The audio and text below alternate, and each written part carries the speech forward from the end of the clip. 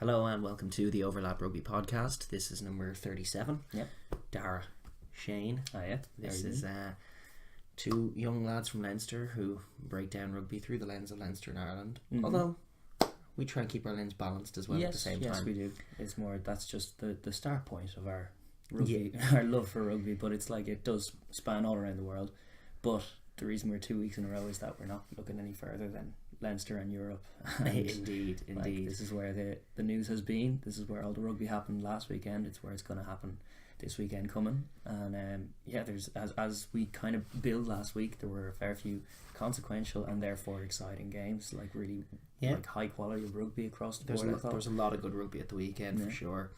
And what we're going to do is we're going to try and break down each pool, going pool by pool. We'll review last week's games and we'll talk about next week's games as well. And we're going to do that sort of chronologically by the way that this weekend is working. So this weekend starts on Friday night with Pool 6 and works its way through all the pools, each playing games simultaneously all the way until Sunday, where Leinster, our boys, will finish up. And so we'll close the show with Sunday's games and open the show with Friday's games. And we'll get right into that now. Pool 5, looking at Pool 5, which... it was a big weekend for Edinburgh, a big landmark that they had to, or a landmine rather, they had to avoid, I guess. Sure, at the same time. Well, we were bigging it up last week because just this Edinburgh team has been very, very impressive, and Cockrell's tenure there has been great. Like you were making a point off camera before that, like just you can never really judge him on a year basis because he does build things. He cleans house in a place and then kind of transforms a team in his image. And he's done the same again, and just with the calendar stacking up this year, I was impressed early doors in some of the Pro 14 games with some of their displays. I know we beat them in quite a, like, it was so surprising how kind of easy that game was over there for us as Leinster fans, but like they've been a little bit of stumbling blocks. They have had a couple of injuries that have affected them, but they've just coped very, very well. And now the season, particularly the European season, as a result of some big performances pre-Christmas, now these games are all like incremental little steps that are hurdles along in the progression that need to be overcome. One of them was going to Toulon and becoming the third ever team to win in Toulon, which is no mean feat.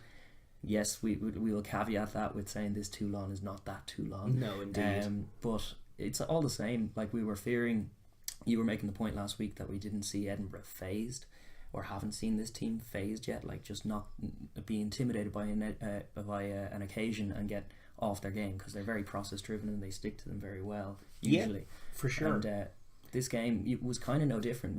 The Toulon effect had its effect, and it was that early try, that barnstorming Toulon try, but they never got rattled. They never got rattled. But the only concerns that would be there for Edinburgh would be defensively, just because we've seen Toulon do it to a lot of teams where they just get on those carrying roles where they're just overpowering teams with carry after carry after carry. They can eat up a lot of yardage that way very quickly. They can just go from one side of the pitch to the other almost immediately, it feels like, by just not doing much other than winning every single collision. And we saw that happen to Edinburgh early doors, and then they were punished for it. It was a good Toulon try, and the later try that they got it also in the first half was also similar. I mean, it was pretty quick, but it was just huge carry off a tap and go penalty and then dotted down instantly.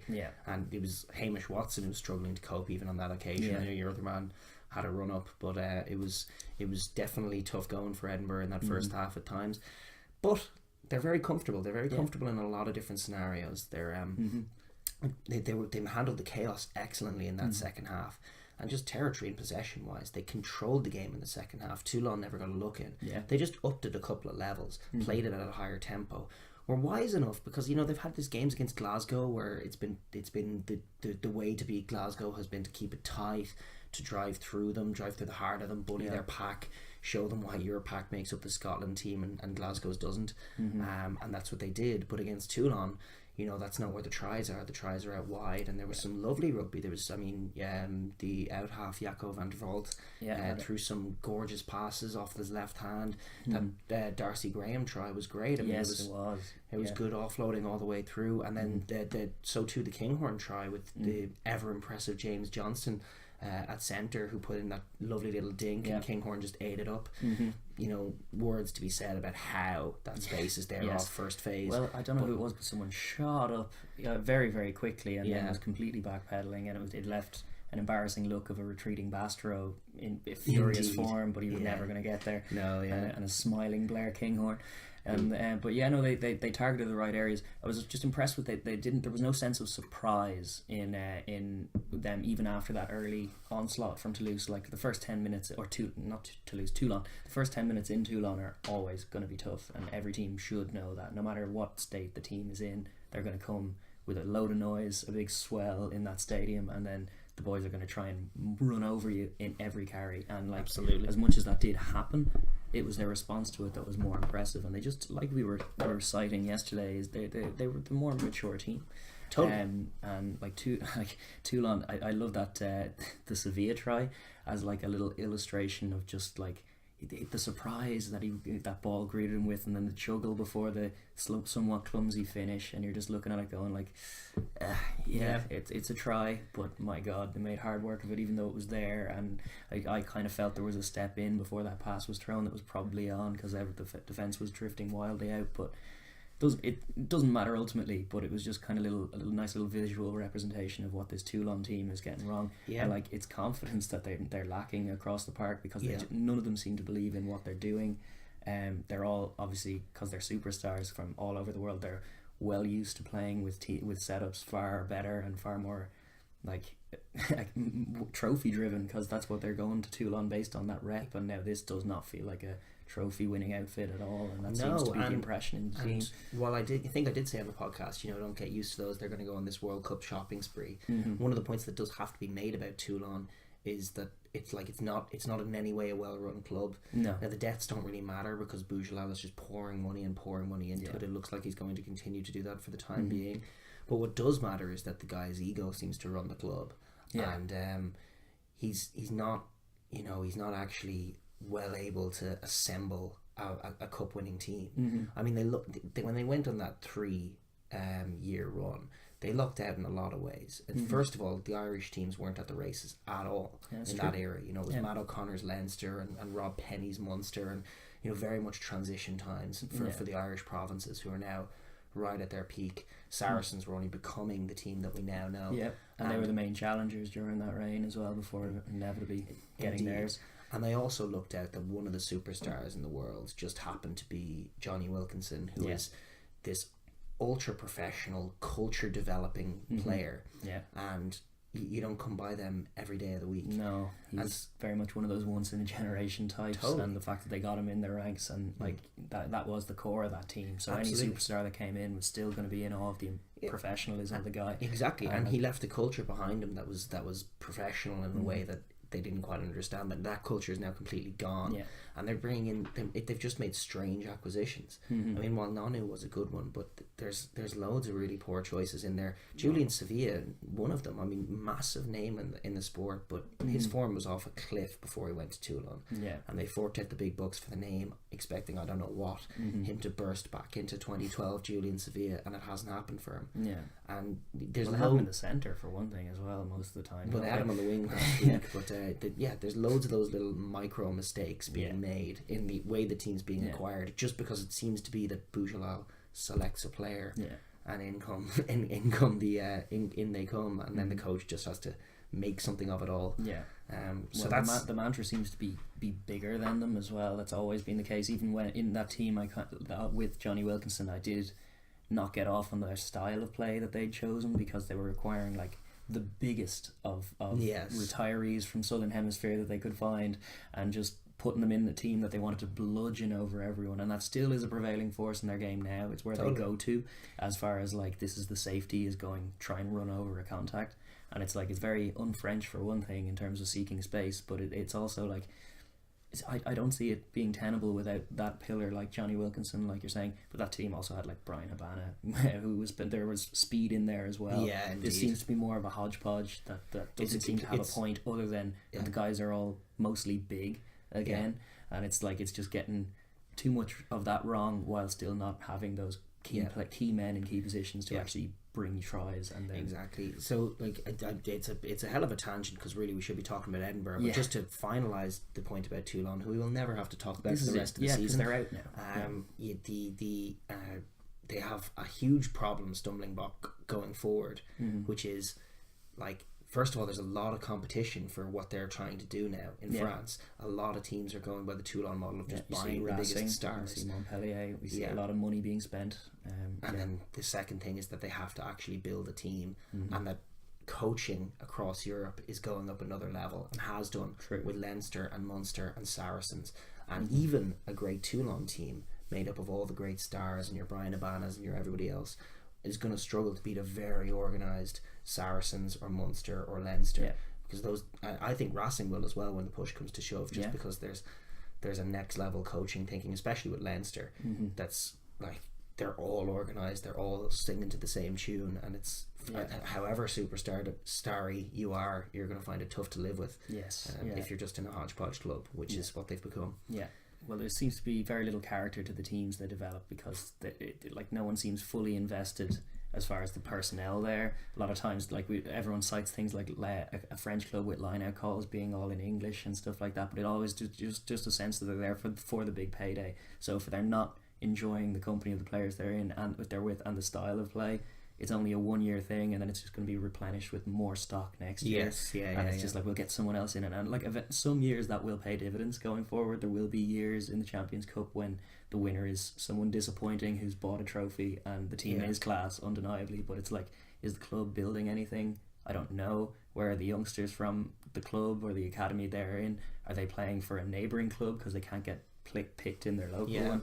Like all of this just doesn't feed up, and like the two best teams in the world at the moment internationally are Ireland and New Zealand, and what they've managed to do so well is get process driven from the ground up and make everything be connected. Well, certainly from a national perspective for France, Toulon doesn't make any sense. No, it doesn't, but it's like it's even from their own domestic sense, you're starting to see the holes in the idea. Well, it's like it's akin to what's going on in the Premiership. There's a lot of talk about just the lower quality or just the lack of success, really, and talk of downsizing Europe again, which is ridiculous, but it's like also not solving the problem. It's that disconnect, the fact that the clubs have too much power relative to the national team, and just the problems that creates, because it exists in both France and England. And it's like the main stumbling block to two massive countries that are massively into rugby and have a huge playing population, but they can't like just find the route to make all of the levels and have it all be run together. And Toulon are a problem in France, but they're no longer a problem in Europe. Indeed. And that is thanks to Edinburgh. We're going to pivot to now, because my God, we build them up a lot on the last podcast, and rightly so, because we've just been that impressed with them this year, because there's a lot of Pro 14 teams that aren't making the grade in Europe, and it's always like the pre-Christmas games are a good way to just get a sense of that, because obviously a lot of league stuff happens before and you get these ideas about teams, but Edinburgh are one that have just quietly built.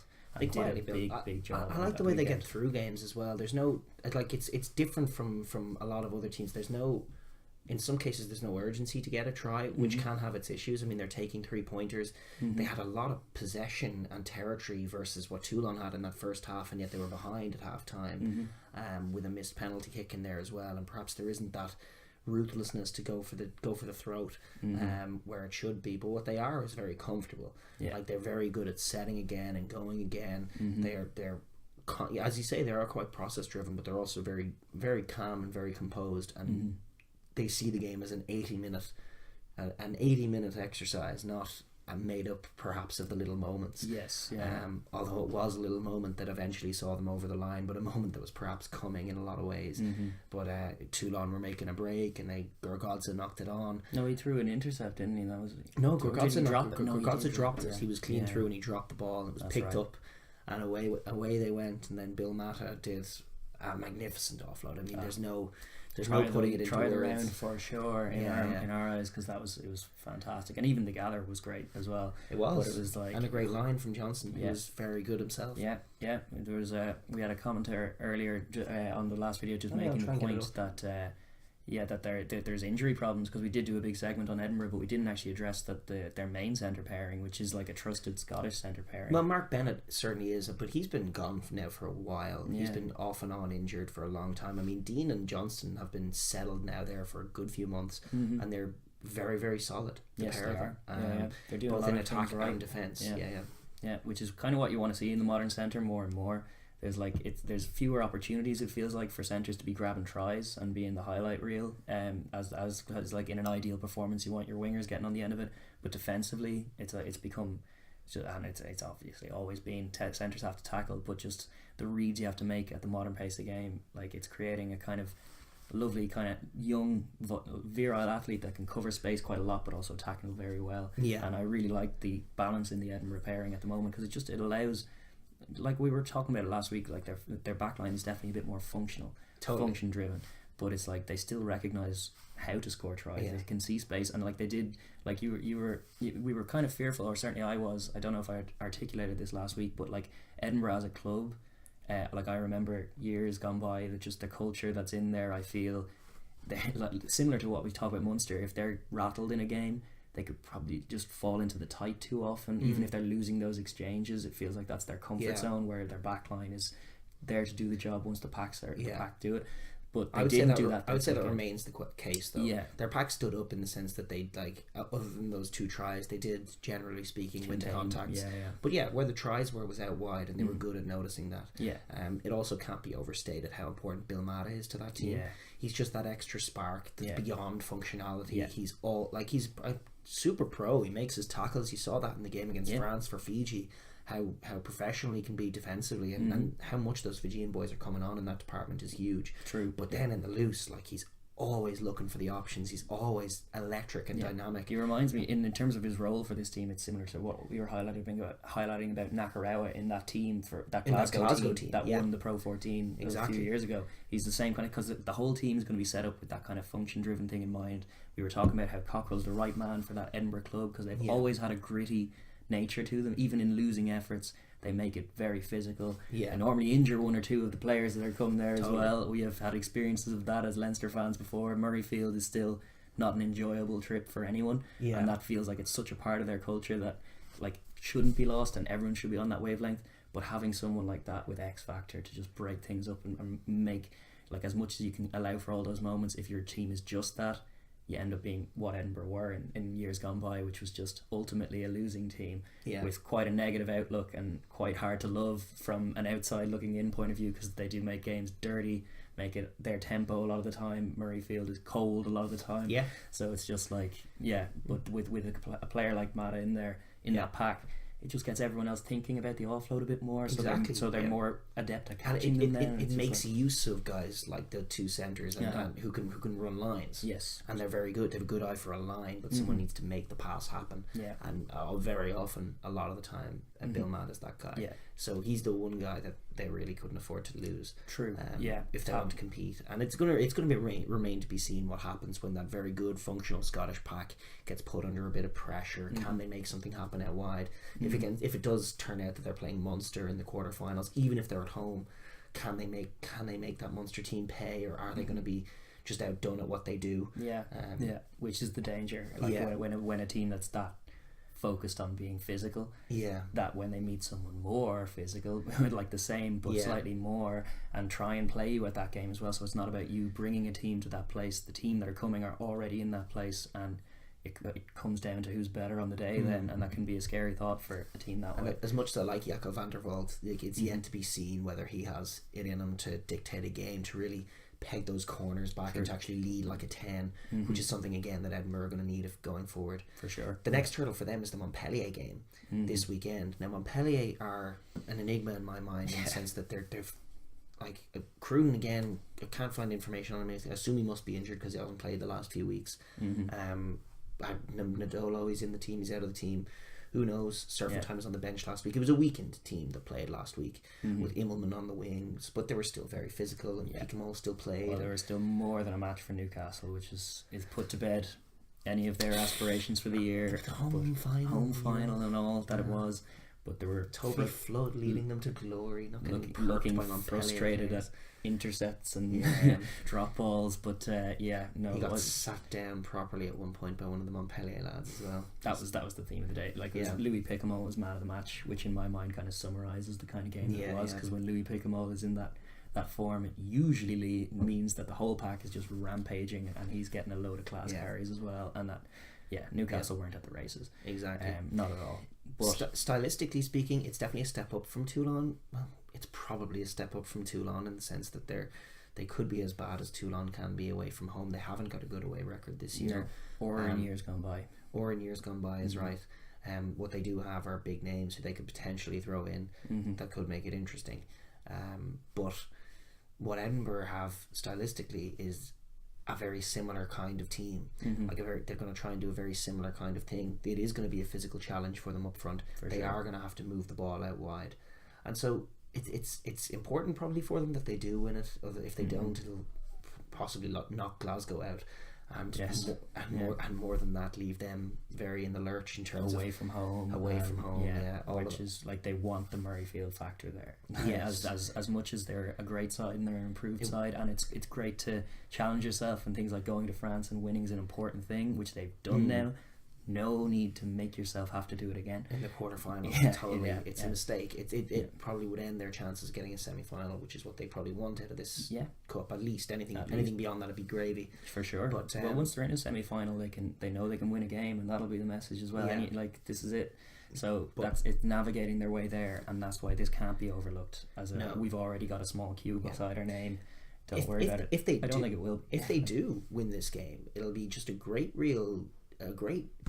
indicator of where the team are at, just in terms of their mentality and their versatility and their maturity, I would say, as a team under Richard Cockrell, because they had that double header against Glasgow, which are a team who like to move the ball a lot. They have most of Scotland's backline. Their danger men are Hogg and Seymour and Will Grigg and all these guys, or Nick Grigg, and all of these guys in the back line, and then you have to pivot from doing that, which they did very effectively, out-muscled them and went through the middle, to facing teams who can perhaps be the match of them up front, and moving outside and attacking them where they're weak, which is probably in those wide channels. And that's again what you're going to have to look from them early doors against Montpellier, like sort of exiting on the feet, getting that offload game going, moving from side of the pitch to side of the pitch, because that's what you want from those Montpellier forwards, to have to move across and move back and move across, because they will tire. They will, especially away, especially if you keep the ball long enough. If they resource the rucks properly and keep the ball long enough, they can make them make tackles for a long time and just tire them out. Like you're saying, make sure you're putting air on the ball, 2 passes, 3 passes, then resource the ruck, and you can go again and again, and that's a good way to get out. And it's just it'll show a nice maturity if they want to play that way. Whereas if they're kicking box kicks every time they're in their own half and not winning the aerial collisions necessarily, but if the result of those box kicks, which can be the case, is either a counter-attack try or a huge defensive set that you now have to put through, and you have to be... And that's the kind of thing that gets Pick'em and the boys quite happy and pleased. They love playing. They'll be warmed up into the game if that happens in the first half. And even if it doesn't come, a try doesn't come of it, like, they're still top Couture's team. They have no problem with a 3-pointer here or there, but as long as their hands of them are on the ball and they're running over Scotsmen, they'll be happy then. They'll be happy then. Yes, is right. But try and prevent that. We'll do all measures to prevent that. Be that through contestables, that like in terms of box kicks, as far as exits, I'm sure they'll do a bit of that. But I think you're right. They can't be afraid to keep the ball and spin the ball, move the ball, even in they're their competent at it. Like when they do it, they run nice little shapes. They have that screenplay in them. They also have good skip passes in them. Get mad in the wide channels and move that ball and be scary and make Montpellier have to go backwards and make reads and have to reverse behind the gain line every phase. They have to reverse back behind the gain line before they can move forward. It's massive. It's the kind of thing that tires teams like Montpellier out. For sure, away from home, in a hostile Scottish place, in a hostile environment and climate.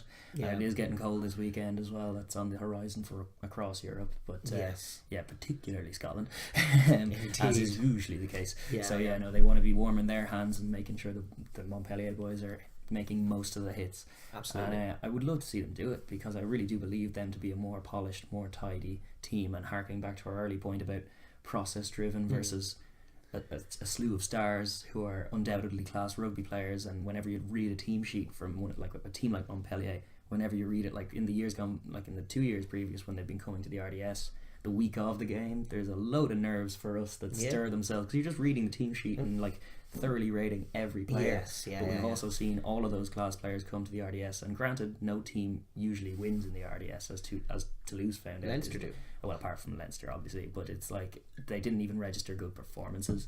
They were there 2 years in a row, and it's like I think 1 or 2 tries is what they managed. No, they played well in that opening game when they came to Dublin. They did until the red card, and then they folded. Wasn't that the one? No, that was the one with Nadolo playing really well, where he got a couple of tries and Henshaw tackled him. That was I'm not sure if there was a red card in that game, but it was that was a good game actually. I'm thinking of one a few years hence. Yeah, we've played them on Montpellier a lot. Actually. Yes, yeah, we know them probably better than most things, but they've gone through various forms.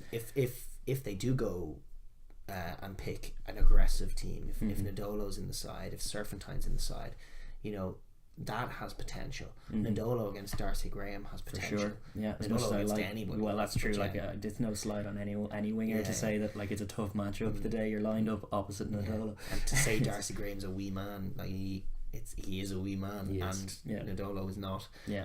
So that is a matchup with a lot of. It's sort of like last year's Montpellier. If Nadolo's in the game, you got a chance. Yeah. You got to give him the ball. Yeah. But if he's not, I don't see it for Montpellier. Well, a lot of their game plan in the last few years has just been give it to the big man. Yep. Hope he does some tries. There's profit in it. There's profit in it. Either scores tries or makes tries, but he's the underrated part of his game is his ability to knock around and build that in. Or his boot.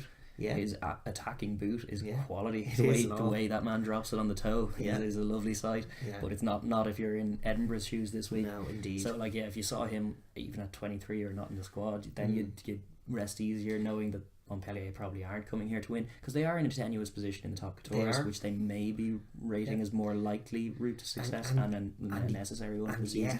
A win would see them in the quarterfinals, but I'm sure their heads are where you're saying there. They're probably, I would suspect, especially based on the team they picked this week, that they're not in the mindset for going just at a Europe. bit ambivalent about Europe this year, while they're worried about the top 14 and the embarrassments they're in. That are many and have been many, because their losing streak prior to this game was something formidable, and you were making a point you haven't watched a lot of them this year other than reading team sheets and going like, what the hell happened? Ronaldo was playing. It was Leon. Against Pow? Yeah. So they are a baffling team, but they are coming to Murrayfield, and Edinburgh need to deal with them, and that's the challenge this week. And if they want to be making a run to the as we were saying, semi-final or beyond, they're going to have to do it. Totally. So we will move on from that though now, because that's a lot of time spent talking about them. A lot of good time. Time spent talking about Edinburgh. The next set of games that are happening, that I'm not sure if we even went through the end. We did. There's one game that matters. The next pool is Saracen's pool. Yes, pool 3. Pool 3 indeed. Saracens in Glasgow, I should say, who are playing each other this weekend, and that's the game that happens on Saturday afternoon, early Saturday afternoon. What happened last week was the two sides did what they needed to do, got an extra 5 points on the board, got themselves in the position to Saracens are in pole position. I mean, it was teeing up what is the pool decider, and it was what might be theoretically the pool decider. It is the pool decider, man. I'm not treating Glasgow's first of all, if Glasgow win 4-0, which would be an amazing result, they still don't get first. Unless they win by some cricket score amount of points. No, without getting they need to win 5-0 to top the group. Things that aren't going to happen. I'll take that in the Venn diagram. Things that aren't going to happen. I'm not disputing that that's right, your assessment of it. Much as I do like Glasgow and wish them well, that's exactly what I suspect won't happen, is a 5-0 win. But I'm still the pool decider. It's a pool decider, and it is. And Glasgow can win it by 5 points to 0 if all things go. He's playing very loosely with the word "can." Yes, I'm hopeful for them, but I'm not really expectant of anything other than as Sarri's professionalism. And Sarri's are a team who we've been they didn't even feature that heavily in our podcast last week, because they're just purring along, and then they did justice to that by scoring exactly 28 points, 4 converted tries, no more, no less, 10 points for Leon. Fine, they scored something. We'll move on. Sarries have been timing their season very well. It was lovely to see Billy V off a line out, flicking passes into the midfield as well. This bodes well for their chances going forward. It seems to me like they've slowed down, because they were going like a freight train in the early season. And it seems to me almost deliberately like they've pulled the brakes eased up and gone, we need more so than to pull the brakes, but keep the engine in good nick so we can rev it up again in April. Well, like as we have always touted them as like the only English club that gets it, yes, and they do, and that's strictly on the field. We know about their off the field issues. Yes, it's literally Mark McCall down that get it. And they're a very, very organised outfit, and they have aspirations for every season, most of which involve winning both comps, because they want to win both comps because they're that calibre of side. They want their third star on their jersey. Speaking of all this 4-star talk last week, Sarries are there, but thereabouts. Their 2 stars are slightly more intimidating than the likes of Bath's 2 stars or Wasps 2 stars that aren't even there for some reason on their kit. Weird, I don't know what that's about, but no, Sarries are a team that understand how a season works, and like this is something we've been so impressed with Leinster in their winning form, that like peaking at the right time is a real thing, and it's such a thing that teams get wrong. Claremont the biggest most guilty of December getting it wrong. team there's ever been. Racking up cricket scores in Ulster December. actually as well. Ulster can do that as well, but it's like Ulster, the more modern iteration of Ulster have never even got towards. Well, they had one final a few years ago against us, which was a great run to the final, but they're not. They're not worried about game to game, and that's right for them, because like at the place they are as a team, they need to be thinking that way. Whereas Sarries are at a place where they're looking for excellence, and this means that at this point in the season, it's functional.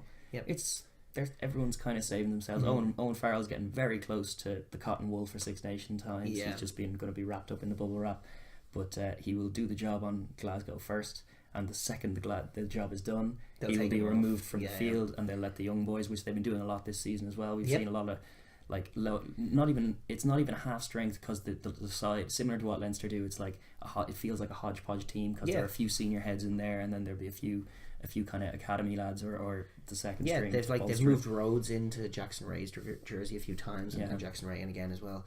They've definitely got a nice balance and shape to them. When Brad Barrett went down injured in that Exeter game, it seemed to change things for them a bit. They went on to really get shellacked in that Exeter game, which wasn't like them to get proper shellacked by anybody. No. And then the weeks that have been coming, they've been a little soft defensively the week since. They lost that game to Sale. Like it looks like club captain down.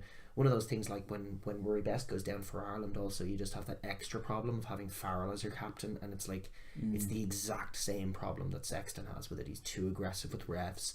He's too in their faces. He's too living and dying every moment of the game, rather than being kind relaxed, talking to the ref. And the defence has suffered as well. But it looked to me like last week's game, as much as it was functional, there was a bit of problem solving in there, so certainly it helped that your man Tompkins at 13 played well. Played Stormer, scored 2 tries.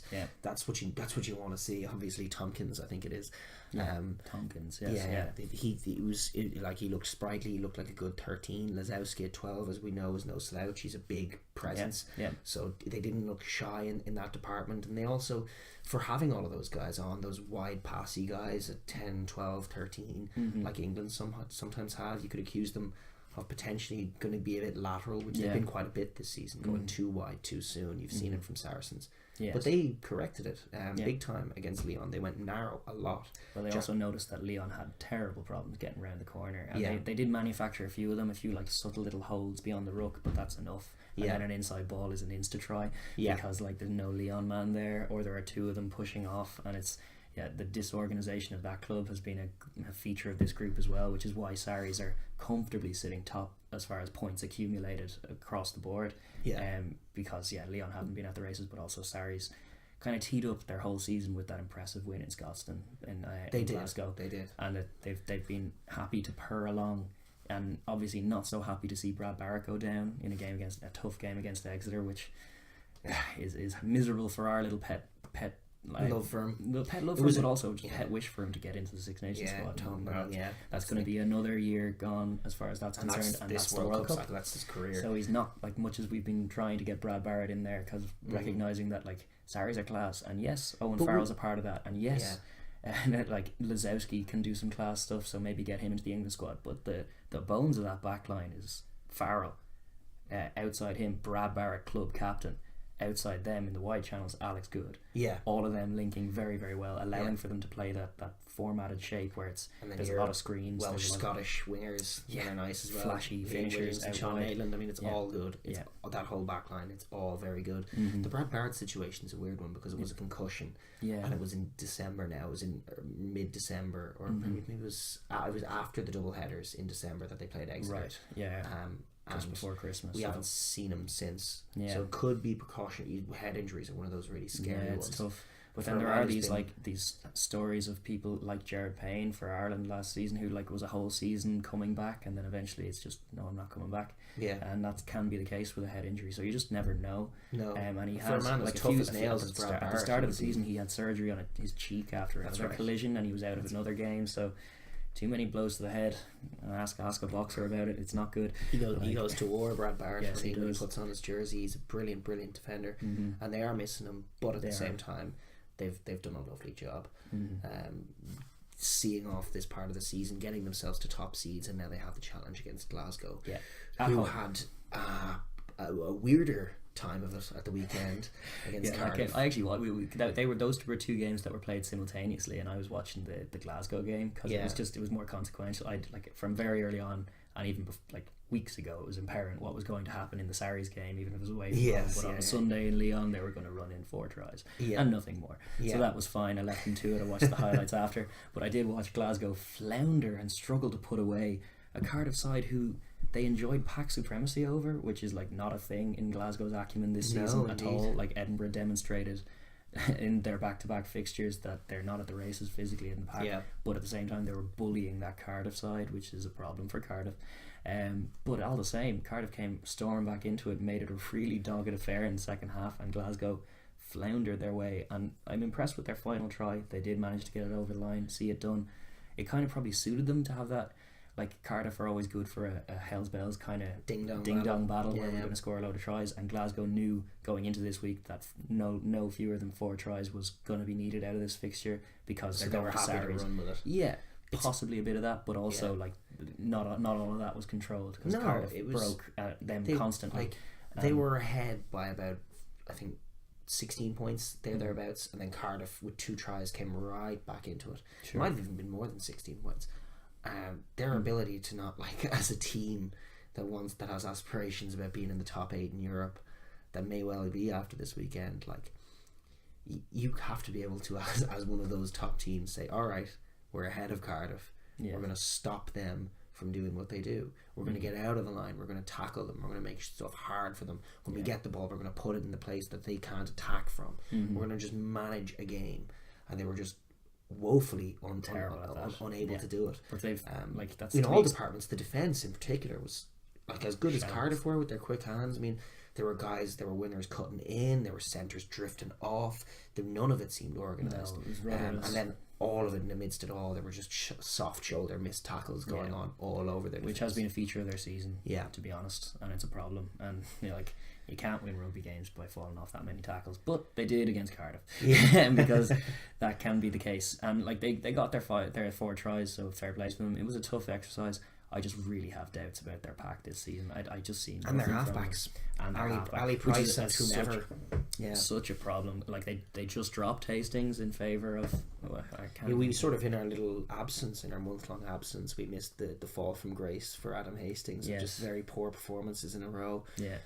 It's flaky. It's always very strange when you get a young lad living off a name. It seems like even in the positive cases like Entomac and Ruddock, it seems like there is a bit of who his dad is, let's get him in the team. You see that going a lot in rugby, and as much as you have your positive stories, you also have your negative stories, and there was no way that Adam Hastings was ready to have the responsibility that was thrust on him. True, and he's still there. To be fair to him, he's still a talented. He's a talented young prospect, and he is he's not just coasting on his name. I wouldn't. That's not what I'm trying to say. No, I know it's not at all. But I'm just going to clear that up. It's not like that. But yes, they lost Finn last season, and they found this guy, and the whole early part of the season was look who it is. Yeah, there was Sky Sports montages of remember Gavin Hastings? Yeah. Well, now we've Adam Hastings, and he's gonna go and be the Scottish 10 and win the World Cup for Scotland. Yeah, but all that kind of fanciful thought. And what had to happen first was Glasgow had to front up physically and not miss tackles, but also their halfbacks have kind of derailed in the last few weeks, because for a team that wants to flick it wide that much, they've just been so inaccurate in that, slow at times in that.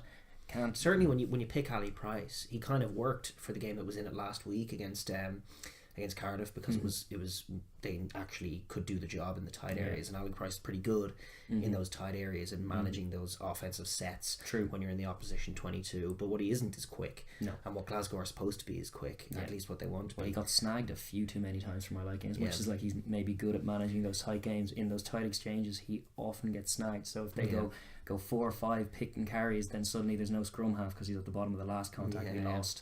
And it's like, no, don't do that. As much as you don't have to flash it right, just get rid of it yourself, because you need to be there to do so if there's a chance. They as much as they're probably going to get through now, having done that, hopefully they can get a losing bonus point, but it's not really that consequential anyway. No. They want to put in a performance, but they will be going away in the quarterfinals more than likely. Well, the good thing is that in terms of momentum, this week doesn't matter as much as most weeks, because there is no real momentum from round 6 to the quarterfinal. There's so long a gap. No, it's in it's April. the Six Nations that gets everyone ready for that. Exactly. And exactly. So there is no real direct reality. So what they really need is just to hope that Edinburgh, their comrades, do the job, and then they won't have to do anything in this game.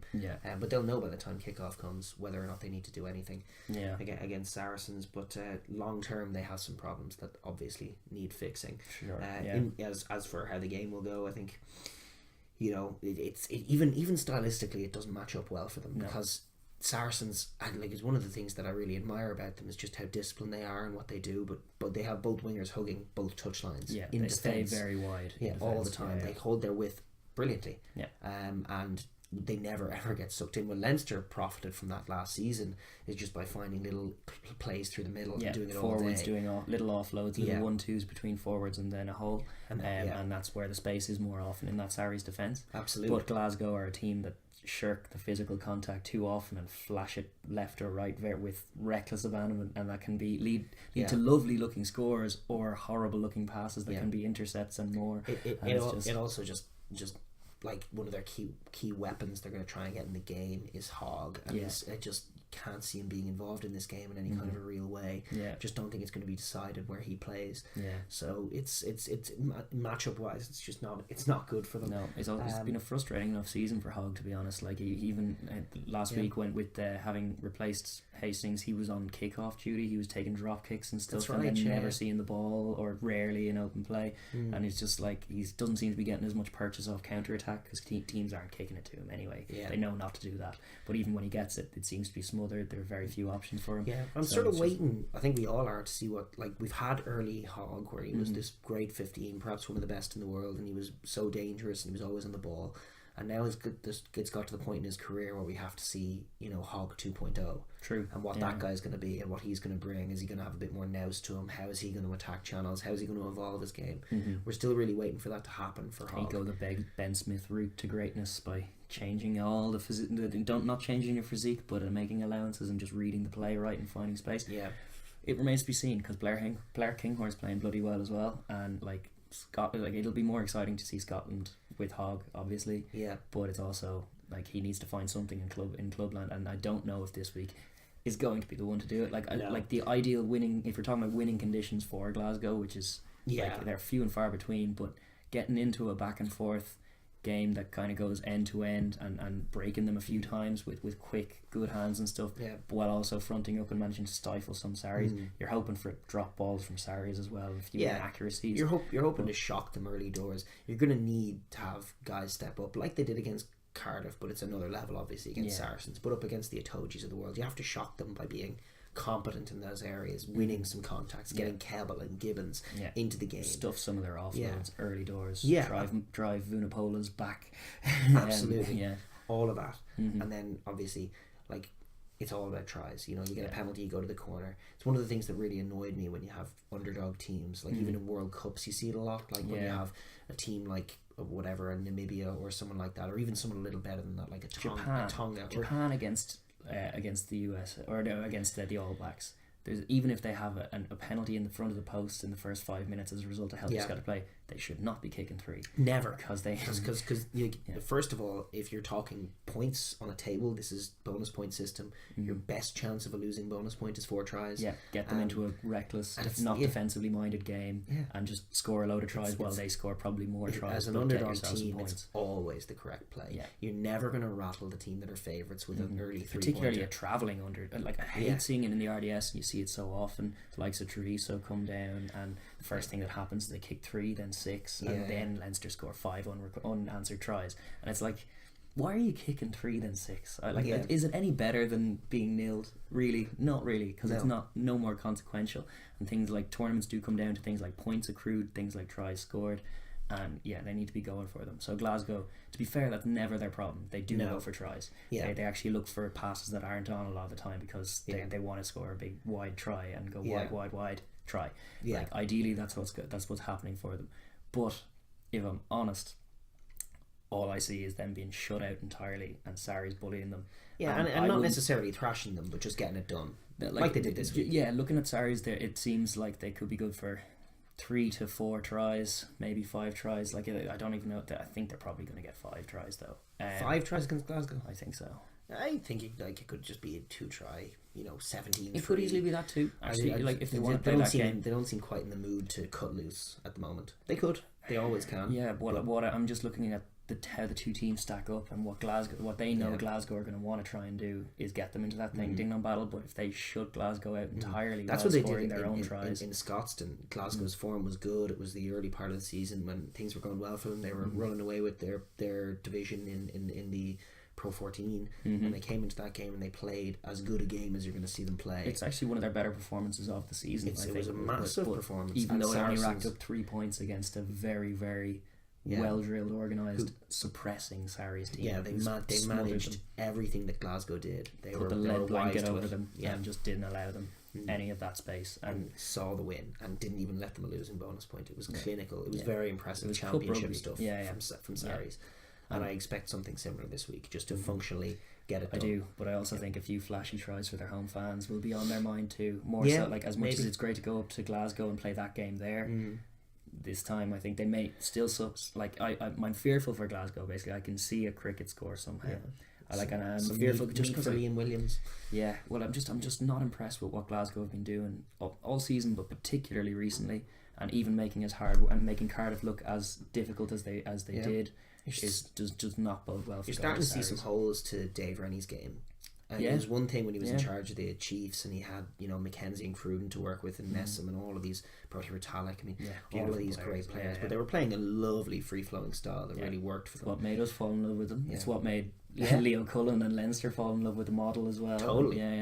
But it's one of those things where when you actually go in somewhere else and you have to build something, like, it's not there, you have to build it, you have to develop players. They spent a lot of time building it around Finn though, because Finn Russell throws those passes, and he was part of the reason why Glasgow was an enticing option for Dave Rennie to go to and try and make a Chiefs style thing happen. But now with Finn gone to Racing are looking a bit more loose and basketball-y style, but they tried to replace him with a young man who's not shy of throwing that pass, but it's just left them a little soft. I think their pack has disimproved over the court. That's where I think Dave Rennie's probably been at. He inherited what was a very good Glasgow pack, and I don't think. Well, he inherited, I think, a dwindling one in the sense that they never properly replaced Nakarawa and Kellogg. True. That was that second row now is Swinson and Johnny Gray. Is that really it's near the same? Nowhere near the same caliber as those two boys who were all class and very physical, both of them. Like Ali Kellogg, you can associate him with being that monster who makes things dirty, but like Nakarawa, as much as being the flashy highlight guy, he's huge and very physical as well. Like that was a serious combination, and it meant their scrum was strong. It surprised even that would be where teams would look at them and think maybe we can get an edge there, and then very often it would just be parity. To their credit, this year they have a find in Ollie Cabell, who is just 100% their starting loose head now, and is very good in the scrum and very good in the contact. And he has like a little flavour of Cian Healy to him, not to give too high praise, but he could get there. He looks a very good player, and he's very much someone that they're going to have to look to in their pack to get things done, if anything will be done. Anyway, I think we'll move on. Sarries are looking good though, and looking scary as tournament in terms of contenders. Sarries are one of my current favourites. Thinking about the game a little bit. That's what I like to see from this week from them. They're just making minor adjustments to what they got wrong last year and what they have been getting wrong sometimes. True. Yeah. So that's it. Yeah, it's all purring along. It's that time of year, folks. It is. For the purring. Which teams are, which teams aren't. Yeah. And we look at the next one we have is Pool 4, which had the game of the weekend, as far as I'm concerned, was Ulster v Racing. Oh, what a game! What a game! Yeah, quality game. Yeah, and like those are the two leaders in that group duking it out. Racing are still very comfortable. They got their 4 tries at the weekend and a losing bonus, so it's 2 points to the good. Yeah. In terms of just acquiring points, they were in a strong position as of last week. They were top. They were ahead of Saracen in terms of points accrued. So the loss isn't even a terrible result, especially with being at home to Scarlets to come, you would think. Yeah. But there's danger there. We know that. Scarlets are still dangerous. Yeah. And still firing shots. They put Leicester to bed. But Ulster produced a great performance, and like it was some key men. Stockdale looked amazing. Yeah. It's like the way the ball bounces for that lad. And the way, like, I loved some of the shirking of tackles for both of those tries, just shrugging off people, just ignore. Even the second one in particular, the first one in particular, there was a big man covering, I can't remember who, but he just ignored that tackle and smiled his whole way to the line. Yeah. And it's just, he has a great attitude. Even the ball that didn't bounce, Addison had a great kick through that did bounce across the end zone, but like they were there to play and they went for it all day long. Do you know who he reminds me of? And this is a little out there. Harry Kane. He reminds me of Harry from Tottenham in soccer and England. He's like, in the way that Ireland don't quite appreciate about wingers. When you hear football fans of our ilk talk about football and they're talking about strikers, like they're just guys to get goals. Yeah, and that's the baseline. That's what you're graded on if you're a striker in soccer. It's how many goals did you get. You know, that's the stat that comes up. You know, he's played such and such games, he scored such and such goals. That's what you're there for. You're our goal getter. And Stockdale is just a try getter. Yes. And he gets it sort of the same way as Kane. Harry Kane, if like he's not necessarily the most skilled player you'll ever see in terms of, there are other guys who are prettier. He's maybe not the most functional. He maybe doesn't link as well as some of the other guys. But what he does do is every time he gets a chance to shoot, he gets a chance to score, he takes it. And he takes it and he keeps trying and ends up scoring in almost every game. Yes, and a brace in this one. And that's Stockdale. Every time he gets the ball, he's trying to score a try. He's seeing how a try could happen from where I am now. Yes, what's going on ahead of me? Okay, I'll chip it through. What's exactly. going on in front of me? Okay, I'll ignore that tackle and try. And exactly. The man, like, even looking at it like a great goal scorer, you know, he's got one in the bag already. He just misses that second one, has that wry smile, and then pulls off the masterclass third one. And but for a bounce of a ball, it was a hat trick at home and a bonus point score. You know, that was how close. But it's massive, and it's great that an Irishman is doing that right now because it's showing us all the value of just a winger who scores tries, which is almost like a striker. Which is like, it's something there. Like there's something to international teams getting that philosophy wrong. We've been accusing Ireland of it for quite some time, like it's just in terms of too functional a winger, too much of a focus on defence, not trying to score enough tries, and therefore when you're behind in a game and being bullied, there's no one you can give it to who's just like, go score a try, get us back into it. And it's like, that's what you want your winger being. Like, I also think England sometimes suffer for that, for wanting to have a big kind of high ball expert / kind of athlete on the wing a lot of the time, but they don't look at form dictating a lot of time in their Premiership. Who's the guy who's grabbing tries? To be fair to England, I always defend England because their wingers do score a lot of tries, and Johnny May is he's lightning scorer. He's comparable in fact. But what Ireland have been missing, I know this is sort of off the topic for Ulster. But what Ireland have been missing for years, like back in the day, even under Joe, when they were winning Six Nations with Dave Carney on one wing and Andrew Trimble on another, those guys just weren't getting tries. And you were thinking, well, you know, maybe Ireland just don't play the kind of way to get tries. But in fact they did. They had those similar shapes that put guys into holes that they just never were finished. Because too much the focus was on, are you going to retain the ball? Are you going to do the things that Joe wants you to do? Or are you going to keep working hard? And the emphasis wasn't on, when I put you through the hole, are you the guy to finish it? And that's what you're seeing with Stockdale. I mean, in that try against New Zealand, it was a classic Joe power play in the middle of the park, in the sense that it created a bit of space Mm-hmm. And what Stockdale did is what Irish wingers never do, is he turned it into a try. He turned like a bit of space in the middle of the field into 7 points. Thank you very much. And the game as it happened. And so it was again in that Ulster game. He just makes things happen. He was the difference maker between those two teams, because Racing weren't there not to play, as you have put down very well there, Finn Russell's boot thoroughly betrayed him. It was not there for him at all, and he struck everyone as he kind of wanted to, but it was just wrong. And so he missed near all. He only got the last conversion. There were 3 the last conversion was Teddy Eberin. Oh, sorry, that's right. Actually, So he missed all of his conversions, and they finally converted the last one. It was not good. I like his attitude though, Finn. Oh, he's play by play, which is what you want. He still threw that bullet of a pass off his left hand for the final try. Pass, it was a gorgeous pass. He has a great passing game. No doubting that. But his kicking game is often technical as well, and it just wasn't. Sure, it was very windy, and he just probably didn't get a read on what was going on in Ravenhill at all, or the Kingspan, whatever. But they look dangerous at times. They bullied the first try they got, the Vakatawa try, where he just sauntered through the defensive line and got back into the game. Ulster have a terrible habit. What we saw is probably a good illustration of the difference between them and Munster and Leinster in their respective games, where Munster and Leinster both had a job to do and blew the team away and controlled them entirely. Ulster also had a job to do. They put themselves in the position to kick on and win the game. Initially in the first half, they were blitzkrieging them. They built up that cushion to 0.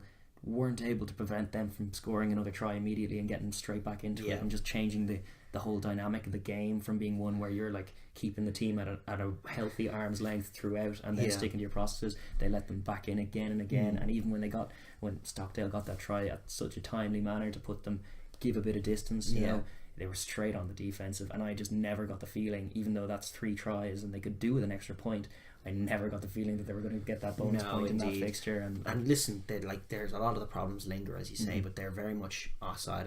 That's improving. And when we talked about them this time last year, I mean, the degree to which they had problems, it would take, an even longer podcast than we usually shoot to break down all of the problems that existed in Ulster, and many of them have been solved.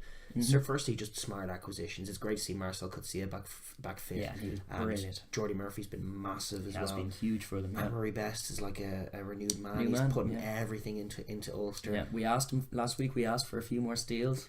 He duly obliged. He was slowing a ball as well. The defensive breakdown for them was massive. Yeah. And attitude-wise, I actually just really like. I mean, it's probably too early to tell long-term what Dan McFarland is going to be for them. Yeah. But I just love the way he talks. Vastly improved, and a vast improvement on what we were seeing under Les Kiss and those years. Yeah. Guys who we've been so critical of, like Treadwell, just seemingly standing 2 feet taller. His performance was excellent, and that's symptomatic of exactly what you're saying, where they were missing Ian Henderson. How were they going to tackle Racing without that man? And the answer was some of their younger lads stepping up, recognising that game, and following the example of people like Rory Best and like Addison. Has to be said, he really plays his heart out for it. Ever since he's touched down on these shores, he has given nothing shy of 100% in every game, and is a bit of a playmaker and a baller. The only question with him is who's leading that defence in that centre partnership. They still have issues, and you could see they leaked 4 tries at home, and that's no matter who the opposition is. That's not a good thing. The question isn't in fact who's leading the defence. If you watch it, the answer to that is Addison. But the bigger question is why is he leading the defence? It's not his game. Joe, I don't think would ever have him do it. Joe wants him in, but he's not. He's making bad reads like a young lad. Like he's not a leader of a defensive line. He shouldn't be the guy who everyone's leaning on to make those channels. He rushes out. Who it really should be is McCluskey. Exactly. Because he's a big man and needs to be getting out, and it's still a problem with his game. It's still something that annoys me a lot. He does a lot of soak tackles and stuff, and he targets the ball, which I know Joe wants, but in the context of Ulster, they'd be much better getting, because Ireland implement a shoot system as well, so Addison would be much more comfortable shooting behind or next to an aggressive Stuart McCluskey, who's a big man, who's going to get in the eye line, get in the passing lane, and then if there's a floated pass, sure, maybe Addison would pick off a few intercepts in that hypothetical scenario. But it's he's so big that and his game hasn't really developed since his debut season. He's still the same McCluskey he was then, full of bags of potential, but he has a few great offloads in him, a few squandered offloads in him as well. But the most disappointing factor is that defence, and they again, because with a lad like Billy Burns in there, he's a fine player and he's doing all he can, but he's not he's not a physical presence in the defensive line at all. Where McCluskey just by shape is, so Yeah. he should throw his body around a bit more for sure. Yeah. And that's an area that they have to work on. Yeah. But when you see the influence that Henshaw has on any team that he's included in, be that Connacht, be that Leinster, or be that Ireland, just the marauding, mauling tackles coming from the centre line from 12 or 13, he gets out of the line and he closes distance like few others in terms of just, at one point he's 5 seconds away, but now he's wrapped the ball in a second, and it's just great to see. And he drives lads back, and it would be lovely to see a presence like that in Ulster. That's why, like a couple of seasons ago, we were getting excited by the balance of McCluskey and Tommy Bowe before Tommy Bowe's time. It was good in the early season as well. They leaned on it, and then Tommy got injured again, and that was ultimately the end of Tommy's career, which is a shame. But I like the way that was shaping up. Addison definitely has potential in that 13 shirt. The way he carries the ball reminds me of Ringrose in terms of his way of creating space for others and putting people into the channels ball in hand. I like how often he gets his ball in the hand from 13 rather than 15 as well, and just the areas that he does. But you need McCluskey stepping up in that defensive role, and it doesn't seem to be happening yet.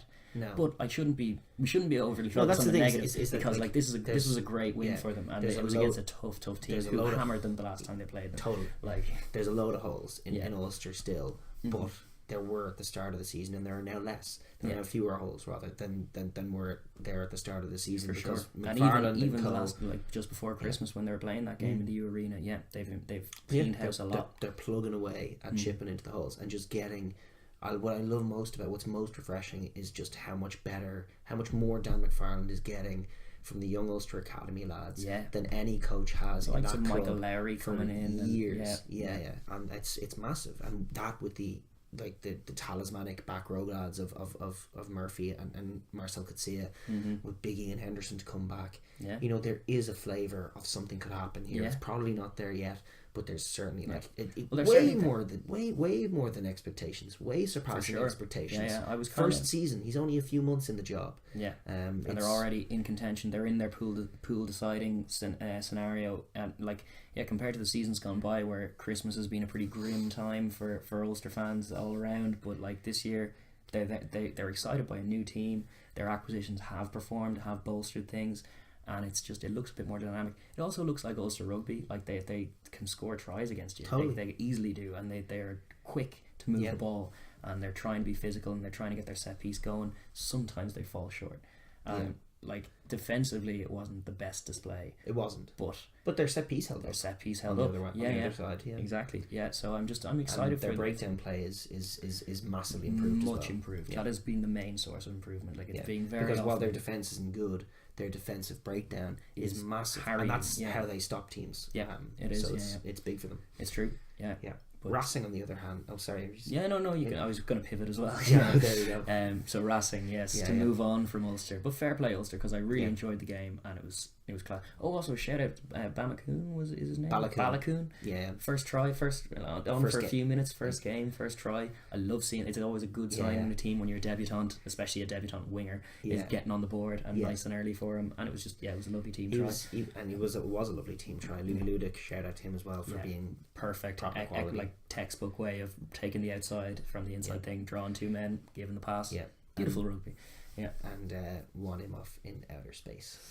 He looks better when he's running in tries rather than just ignoring the outside man. Indeed. But good young prospect. Remains to be seen what he becomes. Racing, on the other hand, for them, it's like it's bittersweet. You know, they're fine. They're no longer top seed, but as you say, it's all okay. I'm just curious looking at them. I mean, I think they are a curiosity. I'm wondering what's going to become of them. They don't actually have. I mean, Donnacha Ryan was missing, which can't be understated. Bernard LaRue was in Donnacha Ryan's jersey. That's a difference. That is a difference. But they don't actually seem to have the same kind of marauding pack that you would associate with the big money French teams. They were pretty matched blow for blow. Pretty just got the better of that Ulster pack. But it was close. It was blow for blow. They make ding dong games. They do. They go into the wide channels. They're big men in their pack. Nakarawa and Claessens. They go wide, and they go wide early. Even Larry is wider than he should be. Yes. And I saw it. Like it seems in a year they've become the Finn and Zebo team in a lot of ways, and obviously Vakatawa 13 as well. He's so throwing low huge for them. and just he's letting his hands go. In fact, it's like it's become so crazy and fling flam and whatever you'd want to call it that even like a real functional, smart, classy operator like Shaughnessy is actually getting frozen out of games almost because they're not about him. They're about Finn. True. They're about what's happening inside. He's running and short dummy lines while Finn's flicking it 40 yards over his head. No, he's going straight out to Imhoff. Finn sees a pass and it's going to go. But yeah, no, like you highlighted it, they look very barbarians at times. They do. It's just like it's throwing the ball around. It's going to deck sometimes. Someone's jumping on it. Someone's kicking it sometimes. And it's like they score a load of tries, but they also leak a few. And the similarity with the powerhouses goes beyond that as well. It's in the mentality of the players. Like they look, they're very play for play. They're very next play. The heads never drop. Unlike which a lot means of French that even teams. when things go wrong, you still see smiles, which is good. That's encouraging. And you still see tries. They throw the ball around. They keep trying to make things happen. It's all play by play. But then at the end of the day, as you say, the tip over for that is the final whistle blows, and it's still all smiles. Still all smiles. And that's the problem. They don't see like I don't mind it in game if you leak something and you can go like and smile and next play mentality. That's probably good.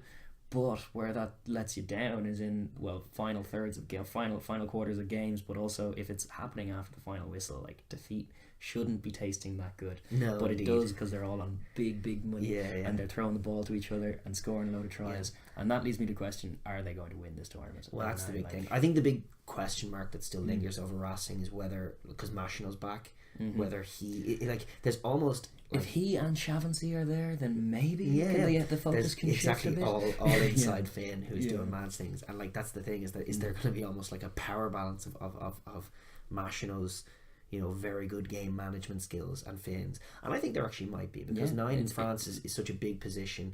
Teams even the most loosey goosey teams play off 9 a lot over there, and he's going to get a chance now to impose himself on the team going forward.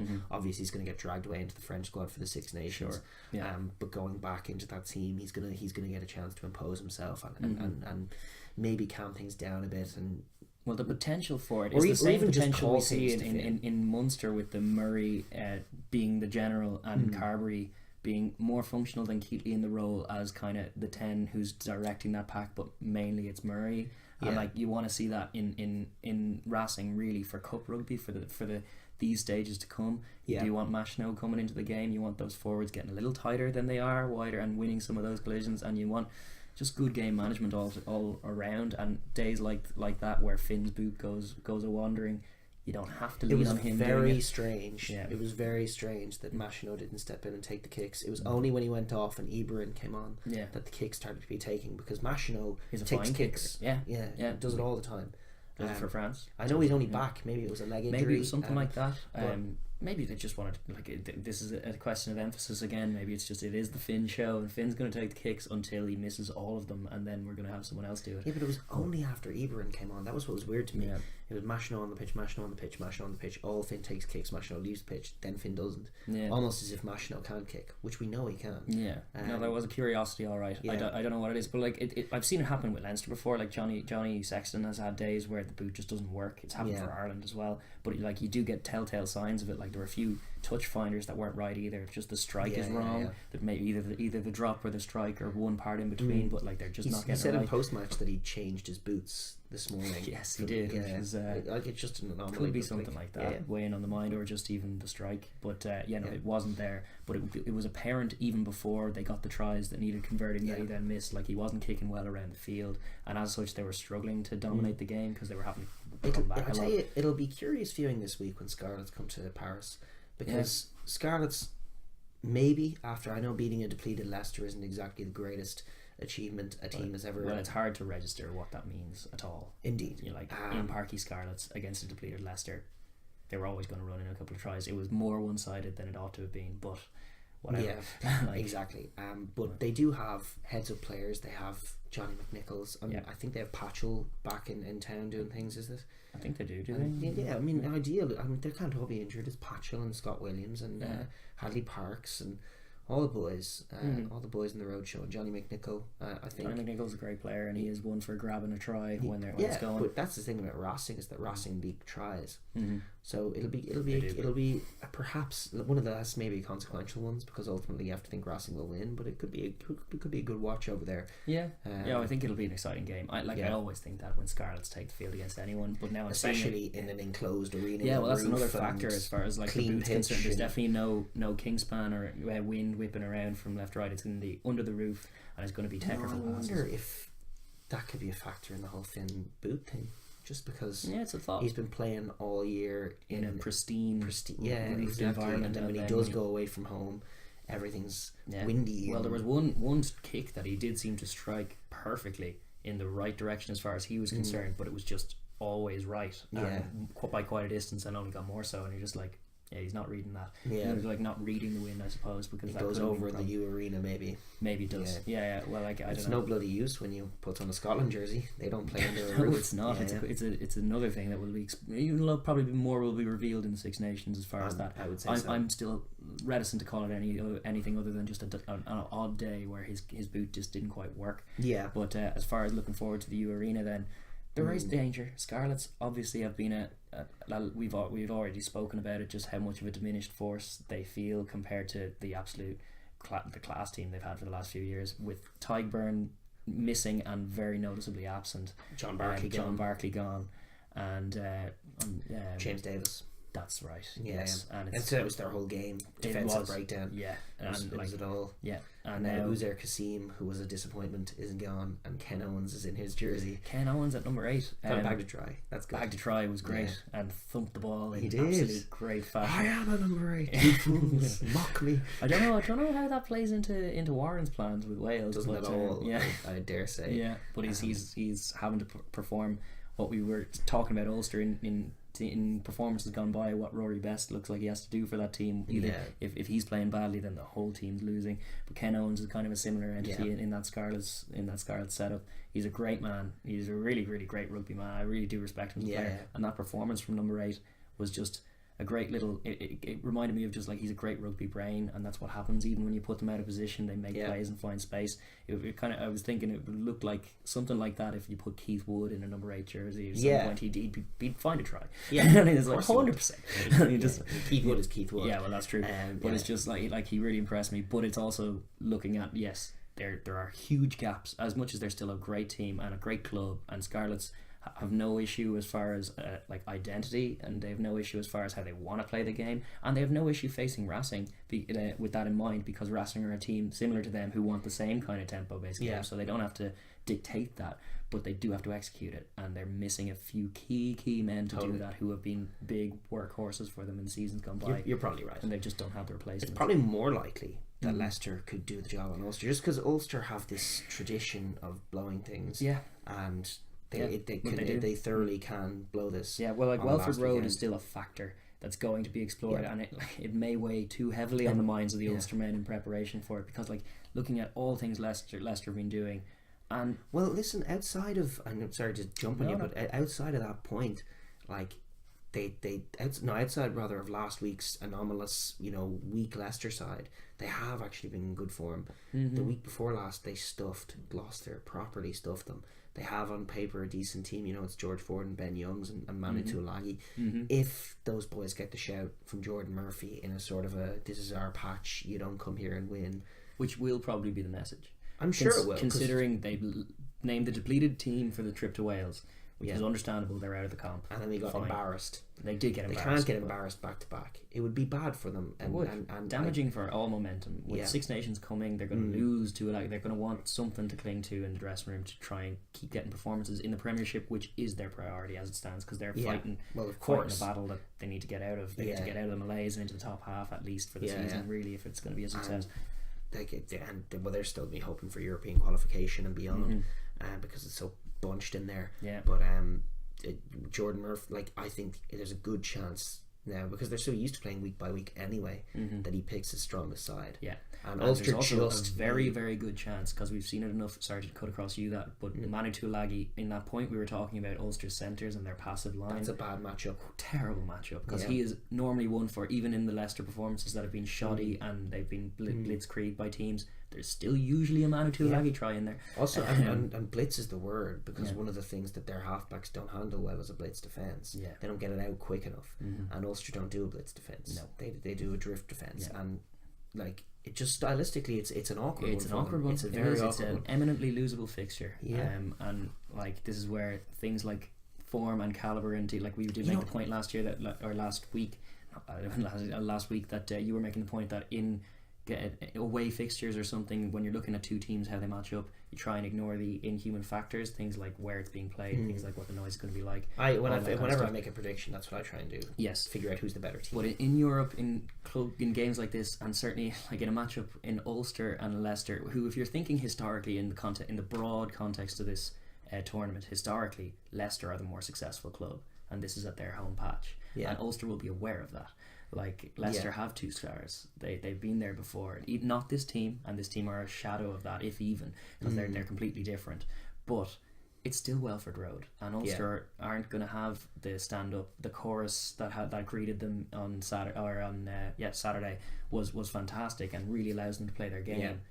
They can go off it and check the U Arena for historical precedent that isn't that old. Like this was last year, they went over against a team who you think stylistically at least they do league a few tries. Maybe Ulster can do it, and for the first half a little bit sort of, but then they broke when it did when the adversity came. They just buckled, and it's all of what they're doing without the ball in hand defensively leads to them leaking tries, especially if they're a little bit off the pace. So it has to be massive. It has to be about collision winning. It has to be obviously defensive breakdown is so key. Massive. It has to be about Rory Best and Marcel Coetzee and Jordy Murphy. They don't have the luxury that Leinster and the boys have. They can't, chop and change and shove in a few new boys. They just don't have that luxury. So it has to be the same boys who stood up last week stepping up again, and it could be a potential banana skin for them. It is 100% that, and I'm reticent to call it even because I just don't know. I'm flipping between it day by day as to how it can go. I do believe they can do it, and I do believe Ulster are the better team, and the team on the up. They should do it. If you're doing it by your metric, where it's like, will the better team win? I think if they both play their 100% game, I think Ulster win. I agree. In a neutral venue, I think Ulster win. I'm questioning the Welford Road factor in this one. I'm bringing it into that metric. Who's the bigger factor? X factor man? Is it going to be Tuilagi bagging his Stock try or Stockdale bagging his? Yeah. Will they both cancel each other out? And then who's going to kick better? I don't know. Will it be George Ford or Billy Burns? These are little battles that are going on. It's all interesting. It's a great fixture. In fact, I would have liked from Ulster. It's a sort of a pivot back to last week before we move on to Pool 2 and Munster. I just would have liked to see them go for the corner in that last kick that Addison took that made it 20. Like it was a 1 point game. Don't get me wrong, against Racing, and they needed to win, otherwise they were out. There are many people certainly on this side of the equator that would disagree with you there in terms of that. Exactly. And listen, I'm not even sure if I agree with myself, but I just attitude wise, like it's like because they were like they're now 3 points behind Racing. Like it was a 2 point swing in the sense that Racing were within 7. You could move them to out of 7 and take their losing bonus point away and get yourself a try bonus point, which would make it a 1 point equation. Which you never know. Scarlet's going to the U Arena; they may not get max out. It may be a weird game for sure, and then you could almost steal the group. It's hard to say. I just know that it's easy to say because that it was coming up to the 80th minute. Who knows how collectively tired they were. Maybe the forwards didn't fancy it. There is a chance with that Racing team that the fumble the line out and then they break. The penalty was awarded from a line out drive for Ulster. That was successful against a tired Racing pack. And I just know that if you're talking about being a championship side, Johnny Sexton would be going straight to the corner. I think he would. So would Owen Farrell. I think he would in that context, especially when your ego's been bruised by these guys. You're behind them on the table. You're scrapping for survival where they're number one team in the whole bloody thing, and this could take a point off them and get you a point and put the final equation of the group into a question. And I just think you weigh that up over guaranteed qualification, which is where they're get at now. And that's the point. Yeah. That's the point, is where your headspace is at. Yeah. Do we want to be top 8 or do we want to win the comp? Yeah. They were panicked about losing the game, not thinking about putting Racing to the sword. Yeah. Which is why perhaps they let them back into the game. And it's why probably ultimately they're going to be away from home, and what makes it a big uphill battle in the quarterfinals. Yeah. That's probably going to be the difference maker. Now they probably were going to anyway. It's unlikely that Racing lose to Scarlets anyway, and they were probably or just all they would need to do is just not max out. If Ulster got an Ulster to max out. Okay, yeah. Because it would have made it a 1 point equation, you know. Yeah. And So, if Ulster had gone level on points with them, they would have the better head to head. Well, actually, it was 5-0 in both, so it would go to points difference or something. anomalous. But like your broad point is right, and I think it is an interesting one. It is symptomatic of they're in it, like they're a team on the up. They're going to be in the last 8, which is where they deserve to be based on their showings this far. But they're probably, as far as seeding is concerned, on the lower end of that top 8. I can't see them winning the trophy, and the reason, like it's that mentality is perhaps not necessarily the reason for it, but rather a symptom of it. Yes, but it's just the question of them not being where Leinster's heads are at. Like if Leinster got stuffed by Racing in the U Arena and the Racing were coming back to them, there's no way that they would want them leaving the RDS with anything. True. Whereas Ulster were just desperate for a win. Yeah. And that's a different. And they got it though. They got it, and which it was is a great win. And it was a great game. As we said, and we can reiterate, they're on the up. Yes, so they are. So many good times to come. Hopefully, they can do the business in the post Six Nations, probably away quarterfinal. Yeah. But we'll move on from there because we are getting on now. I see the podcast is getting long. Well, listen, it'll be a 2 hour show. Yeah.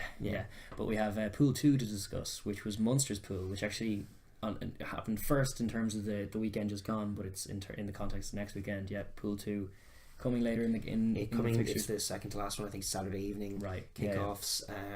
Big game obviously would be Munster Exeter. Last week we bigged up Munster Gloucester against Munster. Gloucester Munster, sorry. Listen, it was a massively impressive showing from Munster. What happened sort of from Gloucester's perspective is what you often see, like a lot of people, especially in this side of the pond, are just sort of like, I'm hearing from off the ball and these guys at some talk of like, did they really into this championship at all? You know, Gloucester have this decent record and then they just go and get blown away like that. The thing is about those Premiership teams is that the ones that aren't Exeter and Saracens, whenever they meet Exeter and Saracens in the Premiership, you get a lot of results like that. Yeah. You get a lot of crushing, unbelievable victories over Bath and Wasps and Gloucester and Leicester in that group. And very often it's just like meeting a proper pack, a proper elite level pack stuns them. They can't get any go for a ball. They're so used to these softly carrying through contacts. They're clunky. A lot of their sets are clunky. When you watch those kinds of teams play each other, you can get great ding dong battles. Bath v or not Bath v anyone because of that pitch, but Gloucester v Bath can sometimes be a fun game. But it's like, when, like you're saying, when they come across a team that are that drilled in the pack, particularly the first half just blows them away, and that's where you do get those blown out score lines because Munster were just all over them from the very first whistle. And it turned out we did cite a few injuries. Some of them didn't end up, like we were talking in the last podcast about Cipriani potentially being out because he had been out, Thorley potentially being missing, Jaco Creel being missing, and he was the one who was, and he was so missing. Yes, but he was so noted for his absence. Like he's a quality player. It just left Captain Morgan, Ben Morgan there. He was playing 10 sometimes. He was a bit wider out. Then that was probably a mistake on their part. He was too wide. He was too wide because he's there. Someone needed to front up physically, and the rest of the pack weren't doing it. And so he did end up throwing that intercept in the second half, which was, again, not necessarily causal of the defeat, but symptomatic of what they were getting wrong. Like, why was Ben Morgan there throwing that pass? It's a great point that you touched on there. That the offensive set is clunky, and that's right about what they do in the pack. I mean, so much of what you see in the Premiership from them in their generic stock Premiership games is some interesting little forward dynamic that looks a little slow, but then the ball gets to Cipriani and he's in a bit of space. And that doesn't happen when you get to the top level. Well, like it's just because there's a flanker whose only thing on his mind is Cipriani's going to get the ball under pressure from me. Yes, I'm going to hit Cipriani. And to be fair to Cipriani, he didn't take too many hits. He moved the ball pretty well. Yeah, but he didn't get into the game at all. He wasn't allowed to. And very often, they'd start one of these sets and they'd be stopped before it happened. Yeah. And the other thing that happened is the backfield coverage from Hudson, the fullback. Oh, he had a game of games. Yeah, he had a shocker. It was a shocker. It wasn't just the backfield. Like every play that came near him, he got wrong. I did feel for the boy looking at it because it was just like he should have been taken off. But Murray targeted him very early. Yeah. and Thorley is a big guy who didn't drop a ball. He had to catch one or two, but he was just, even on his own wing, he wasn't under them. It was the fullback. Like, what is with that backfield coverage? How can you not adjust and realise things are going wrong? Yeah. Because Thorley is, like, I know it's trusting a lot on the boy, but he's mature enough. Like, at this point, he's a big guy. He catches those balls. He's very effective off counter-attack as well. Get him into the backfield. Let him cover his own wing at least. It was just very weird from Gloucester, and Murray, of course, was Yeah, he noticed it very, very quickly. Punishing. I loved. There was a great moment because, like, we watched it. You watched it retrospectively because you were in work, so I actually watched it again with you, having watched it on the Friday night. That's right. And it was like I was being silent to try not to spoil the outcome, but after you made a comment after the first 20 minutes before the try went in, just before that, you were just like, nothing's really happened in this game. It's been a load of mistakes, and then as if to punctuate your point, Murray made his first and only mistake where he kicked a box kick just out on the full, and it was like from there he chewed his gum shield sheepishly, knew he'd made the mistake, and from then on was laser accurate with all of them, and they worked flawlessly for the whole. There's a great me impression, by the way. You nailed it. Great impression. So was you were disappointed with the game at that point. Yes, because it was error-strewn, but it was also very, very evident how it was going to go even in those exchanges through the air. Munster just had to not make one or two of those errors, and then there was going to be tries, and sure enough there were, and it was like Gloucester were broken down by them. It was a clinic in elite level, having an elite level pack. What happens when an international pack comes up against a Premiership Munster's scrum, by the way, just continues to be awesome, and John Ryan off the bench is such a weapon. You were very annoyed at the selection of Archer. I just think that Archer is petulant at times and gives away penalties and isn't nearly the technical scrummager that John Ryan is. So I don't see what he brings off the team. The only thing that he brings is the opportunity to bring John Ryan off the bench, which is not to be sniffed at, because if you're 60 minutes into a game and you see that boy walking towards a scrum out of nowhere fresh, and you're going, oh my god, it's such an asset that they have. It has won tournaments like this before. That level of scrum can do that, and that has remained a constant in that Munster game. But what was also great to see, and you probably had your questions about the man of the match call, just purely because the game was won by the forwards, but Carberry turned on the style in the second half. It was in the moments since that Carberry's become almost like celebrified by the performance, but it was just like, as I was watching it, like what I was watching in the first half was like what had been created by the end of the first half was just this stifling Munster performance, and then this powerful, like the Carberry try, the first try off like everything was happening off 9. But it was just the forwards were carrying, and it was bullet pass from Murray to another forward on it, bullet pass from Murray, and then there's that sumptuous Murray pass to Carberry, slipped the forwards and caught them out, and Carberry went perfect line into the hole. Like, he didn't put a foot wrong, don't get me wrong. And he scored a great try, and I just, like, it was punishing. And then by contrast, when Gloucester had the ball, like, they couldn't get any go forward, and then they were stagnant, and then they were lateral, and even when Thorley did get his try, it took 35 phases of no go forward until Munster eventually got sucked in enough for Cipriani to make the pass to him. Like, it was all well, this is it. Like if you're talking about Carberry, I don't think Cipriani had a bad game either. It was just the game was decided long before it got to 10. Like, I did read in a match report, like, Carberry won the out half battle. And I was like, come on. That wasn't the battle. Come on. What Carberry did is turn the skill show on and just stomped on the corpse of Gloucester. Yes, he did. With some lovely sexy which is play. what you want a nice a technical 10 doing, like that inside.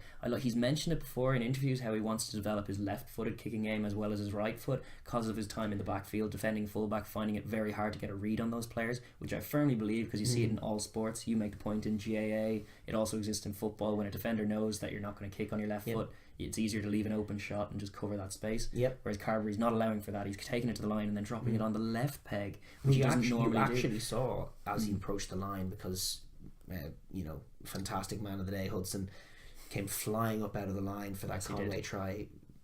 Like, and again, like, it was one of those confused plays, but because when they did turn around, the two boys, Thorley and Hudson, were on Conway. It was just 2 on 1 man. There was no extra man. He didn't need to shoot up, and the two of them, like, shared a quick exchange before turning around to run back after the ball for Conway.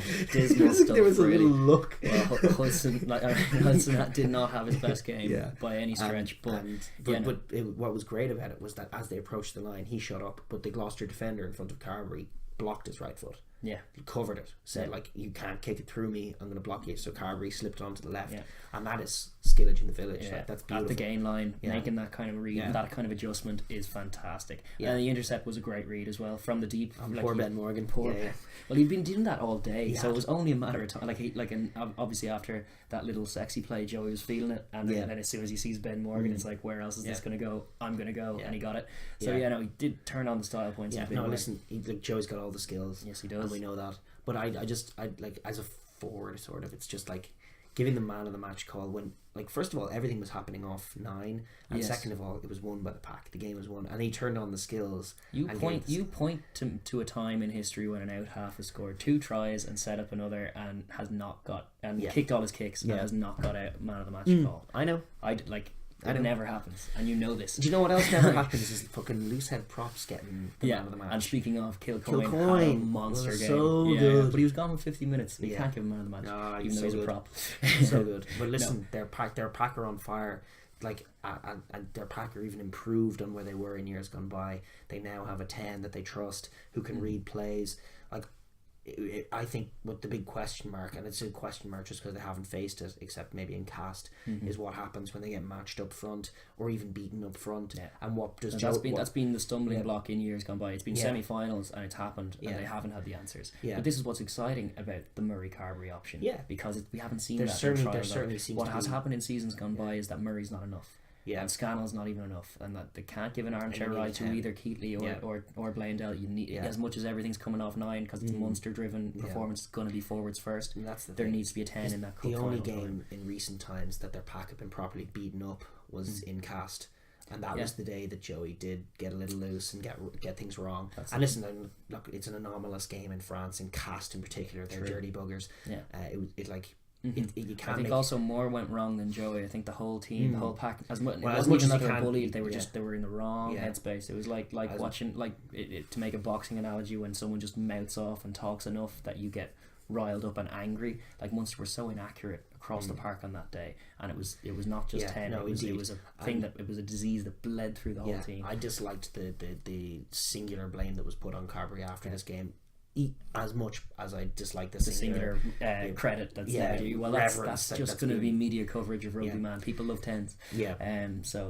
That said, he was brilliant. But what my broader point is, it remains to be seen whether he, when put under just that little extra bit of pressure that good teams put you under, like in test level. My only nagging doubt, and this is actually an answer to a comment that we got, which I'll bring up now. But my only nagging doubt about him is just his tendency to get a little loose, to get a little panicky and throw things a little quickly, and that's where the intercepts come into his game from time to time, and that's it's a nagging doubt that's yet to be answered. But in terms of whether the guy has the skills, he has them all. He has the ability to read the game, absolutely. And his rugby brain and his calm. His sense of calm is like, you can still get loose when he's getting into that flowy kind of feel, and if you haven't earned the right to go wide, that's where the intercepts come. But also a lot of time, like, all season long, he wasn't playing with Murray. Murray was absent, presumed missing. Maybe like, I think he was getting that what was like not necessarily necessary, if you want to bring that phrase back, but but it was like something that needed doing, certainly this side of the World Cup. So it meant that the whole start of the season, which what we were looking forward to with Carberry going down there, was that axis of getting him under Murray's wing, but also under Peter Mahoney's wing, and just learning the Munster way, but then dictating games together. I know Peter Mahoney has been great with Carberry, for sure. He's always talking to him. He's got the arm around the shoulder. He looks a complete captain when Carberry and him are in frame. In fact, it's like, it's great. Carberry seems to be fully blossoming now down in Munster, getting on board. Totally. Still a few little issues whereby, like, the Munster way isn't necessarily the Carberry way, because Carberry was brought up the Leinster way, and so, like, his instincts are to go a bit wider than all the Munster lads are looking, and that's sometimes a problem. But what I think is going to be good for him is that he doesn't have to run the game solely on his own. He does have one of, if not the best 9 inside him, and the pack that is European caliber. Murray looked every inch the best 9 in the world. The other, I think, again, same comment as Carberry. He had a go for it pack, but his passing game is gotten so great. good. and his kicking game as well. We did get the comment, just to expand on it really, it's from Liam Maguire, who's a new subscriber. Hi Liam. He says, given Carberry's performance in Kingsholm and over the last 3 weeks since the Cast game, have you altered his view on his readiness or fitness to lead Munster into the highest stages of the European Championship? Which I guess is directed at me, because you never had. I never had those doubts. I would only say, like, first of all, the doubts it's all doubt because we don't really know. We don't know yet. But I would just say, what do you mean by higher stages? I think they proved that they are in the elite group that's going to be mixing it for the championship. The higher stages for them are winning it. Yeah, but whether they can emerge from that group as the best one or the best two in that group, that is still a question. And I think ultimately they may rue the very first game, not winning Exeter, not getting themselves a home quarter or a home semi, and then having to go away from home. Losing the Thomond Park factor, which is such a factor. That could be that could be what kills them in the end. Yeah. And also obviously that Cast game away from home. Yeah, which was the worst performance of certainly this campaign. Yeah. But as far as Carberry, like, I actually think he is exactly what Munster needed. So it's like whether they get, I think, like you're saying, whether they get to the final stages or win it, if preferably this year. Maybe that'll come down to things other than Carberry, things like their previous performances, the amount of pool points. We were talking last week how they were the only top team who were on 12 points somehow, who were way low down the pecking order. That's going to rule them out of a home, probably a home quarter final, but also definitely a home semi final. Yeah. And it's just like, there's a long way to the final and a lot of travel that has to happen, and a lot of big performances against only the best in Europe. Yeah. So it's teams who are just going to put you under infinitely more pressure than Gloucester did at the weekend, which is why. It's not a game really that you can judge anything. Yeah, well, it's nothing solved by it. It's not like none of the talk about, like, oh, is Carberry there to replace Sexton now, all that kind of stuff, or that talk is off base, absolutely wrong, because Gloucester weren't the opposition to test them that way. No. And much as you're saying, this weekend they have to play Exeter, I don't think they'll be the ones to test them that way either. What I like about the Exeter challenge, first of all, it was a good win for Exeter against Cast. Yeah, great to see Jack Noel back. And give a shout Slade, out. Man of the match, Jack Noel, great try. Yeah, so there's a bit more potential for them to go wide. Yeah, they have a good pack, but like what happened in Exeter is that there was a bit of a grind, and while I think Munster's pack probably is slightly better than Exeter's, the Exeter's pack certainly has the ability to make that a wash. Yeah, and that's basically what happened in that game. Well, although I thought Munster had the edge for it, it ended up a wash. So what it really is the opportunity for Munster's backline, which I think is considerably better than Exeter's on paper. It's also considerably better than it was in that fixture in the November. Yeah, it's October. Sorry. So that axis that you're talking about, Murray, Carberry, Scannell, Farrell, and then the wings and the fullback. Yeah, Haley looking great as well. So that whole axis has a chance to actually go and win a game. Yeah. Which wasn't what they did against Gloucester. The game was won and they danced in their grave. But this is a game really where having a better backline could be the difference. For sure. Scoring tries, finding tries. Are they going to do that? I think it's a good stepping stone marker for them, because I think Exeter are going to come hungry. They're in good form. They are a top side. They desperately want to do something in Europe, and they have the slimmest of opportunities to do that. They need to win by 8 points. They have literally they're at that point in the season. It's always fun at this point in the season when there's the last game and there's like one or two teams that are still, they know what they have to do, but it's bloody tough, and it's like they have to nothing shy of pretty much a perfect performance. We'll see them in there, and even then they're only getting the chance to get an away quarter final. So it may be that this is the next thing. We got knocked out in 2013 when we were going for 3 in a row. And we didn't get it, obviously, because Claremont had beaten us home and away. Knocked us out. Yeah. But we had to go to Exeter, and we had to max out and hope that Munster didn't. Yes. And as it happens, later in the day, Munster did. Yeah. But we had to play Exeter, and we went over there and just Leinster away. This is just had put a show on to try and do it. And that's the kind of thing that, well, maybe Exeter remember it, and maybe they'll want to do something similar themselves. They go on the road and go tries. Let's do this. Let's take on Munster. So Munster, that's going to be the message. They're definitely going to be up for it, and they're going to bring it. And they have a better pack than Gloucester, so it'll be more of a test in that area. Totally. But I do still thoroughly rate Munster's pack and chances, and I also think I do rate what Munster have outside that more than what I rate Exeter have outside. Not only that, I rate Munster's ability to cope with not being as dominant as they are a lot of the time. I still rate their ability to cope with not being dominant. so much more than I rate Exeter, because Exeter, as soon as they aren't dominant, they just have nothing. Yes, that's true. And that's like they dominate games or they lose games. Yes, that's Exeter. That's it. Yeah, no, that's true. It's what annoys you about them, and you're right. And Munster, the other thing in terms of intangibles, whatever about better team, it is in Thomond Park. And Munster are going to be buoyed by a performance and looking to put a nice stamp seal top of the group. Thanks very much. Bring on the Six Nations. We'll see after.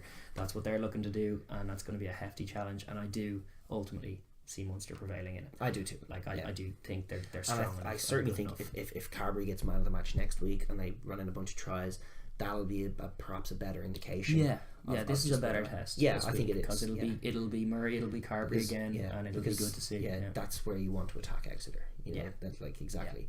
They wanted to attack Gloucester through the middle and did so and won the game that way. This week, Exeter aren't weak where Gloucester were weak through the middle. They're weak perhaps on the outside, so you get to go there and win the game. And big game for Scannell as well. Scannell's link in distribution as well. He's playing well. We'll have to play a slightly different game, a bit wider. Which will suit Joey arguably as well. This is where we want to be. It's all good. It's an exciting fixture. Still would like to see from their back line just a little bit of shape. That's the problem. That's the only thing that I've noticed. It's just that even with all these men, you never see like a screen out of them. Well, like you do, but they're very slow to do it. The only things they're quick about getting on are those immediate, like around the ruck forward pods. They are very diligently efficient, and you'd love to see the same kind of drive with the back line, but it isn't there yet. Not yet. And it's just like, I hope it's coming, because Haley is a ball player as well at fullback. So Carberry, Haley is get him in the game. If you have screen moves, have the two centres running short lines, and then people like they have players like Tommy O'Donnell who can play that game. If you put him out in a wide challenge, he's a marauding carrier. Against backs, he's a marauding carrier. He does tend to get injured if you have him doing too much of the physical grunt. He doesn't look as good as when he's out there. So it's like there's such a scope personnel wise for Munster to get wider than they do. And Joey is just the man to do it. It's not just get wider, but do it with a bit of shape and a bit of structure. And that's not on the players, that's not on the talent, that's just on whether the coaches are going to assemble it. It's a matter of priorities, and they don't seem to have it, but it is still very irritating in at points in games, particularly in the 22, because like it's the same kind of thing that like they can break out of their own half and get as far as the 22, but then slow things up immediately, and then like it just means that the forwards are rushing to their positions to be pods carry, but very often the backs aren't. They aren't in any hurry to get into any quick shape, or where they really should be, because you can think like one quick switch, if it's gone from this side to that side, if three backs make a sweeping move, we can score a quick try. Lovely stuff. Doesn't seem to happen just yet. No, I'm waiting for it. Because I do think all the nuts and bolts are there. Totally. Because Farrell's a good man for a short ball as well, so you can run that all day. Exactly. And guys can run off him and outside. Haley outside him. Haley's a baller. Like ball in hand, he looks really lovely. I just like the shape of the idea of a simple like Saracen screen is what Saracens do. You have Joey at first receiver. You've Farrell running short off him, you've Scannell in behind and Haley in behind Scannell, which maybe gives you access to whatever wingers you play. Hopefully Sweetham's coming back, and hopefully you have a short runner off Scannell as well, so that you've always got the option to cut it in if the defence are catching you, but you also have the option to flash it wide, and you have that all the way through the move. That's what Saracens do so well. And then within that shape, it's all about the decision making, which is usually dead on if you're Saracens. But the other thing, like it's a risk when you see teams like Glasgow, it's who do try and do that. It's a risk when you get that wide that there's just no support, particularly for a team like Munster who prefers there. Well, you do, but also like I'm just thinking all of those men in that Munster backline, like they're under, particularly like you look at Keith Earls as the model, it's under Joe's model. They have no problem getting into rucks, and they can resource them just as well. In fact, like they're keen to do that a lot of the time. They monster people in rucks, which is great. But it's just like you shouldn't have any worries about retaining the ball. Then just put a few shapes in, just allow yourself to access that space, because they do, even in attack, even in dominant performances, they take a little too long to score their tries. They're very bludgeoningly physical. Thank you. It's a good word. Yes, it is. I wanted to get it right. But they're very physical, but very often you're looking at it, and it even if the try comes, you see it 3 phases earlier, and it's like it's there, it's right, and it's gone. It didn't happen. It was a pick and jam. And it's like, you'd love to see a bit more. So there's top inch and stuff for Munster to work on, and a big game this weekend against Exeter, which we're all looking forward to. Another pool decider. These are the top two. The other game in that pool is complete dead rubber now. Doesn't matter. It's who is it? Cast against Gloucester. Yes. That doesn't. To that, don't watch that one. And neither side will pick a full team. No. Like Gloucester be wise to rest Cipriani, having rushed him back. True. Possibly Thorley too. I wouldn't be picking Jaco Creel, I don't know. Yeah, Yeah, you can no, I'd rest it'll Ben be- Morgan as well. Yeah, like He's a you good boy, needs a rest. Yeah, and they have a lot to do in the Premiership as well, so they'll be And they're in out. the mix in the Premiership, so They it's are, so I suppose we'll pivot then to our last pool, which is Pool 1, perversely. Yeah. But yes, Pool Well, that's 1 the was game on- that's on Sunday. Yeah, we both have Sunday games, don't we? Like Leinster and Toulouse. Yeah, because it's everything's simultaneous. Right. Yeah. So it's Leinster. Well, I suppose we go over the game first. Leinster and Toulouse. That was we were at it. It was an incredible game. It was great atmosphere in the RDS. Love to hear that. Love to hear that. Can't get enough of that. Molly Malone was being rung out. And, which is rare enough that we get to that. It's only ever towards the tail end of games, and it was immediately responded by a lovely Cheslin try. No, hang on. Molly it wasn't got away. It did actually. Yeah, it was only the last rendition, the kind of slightly hubristic rendition that resulted in an immediate. Well, it was the counting down.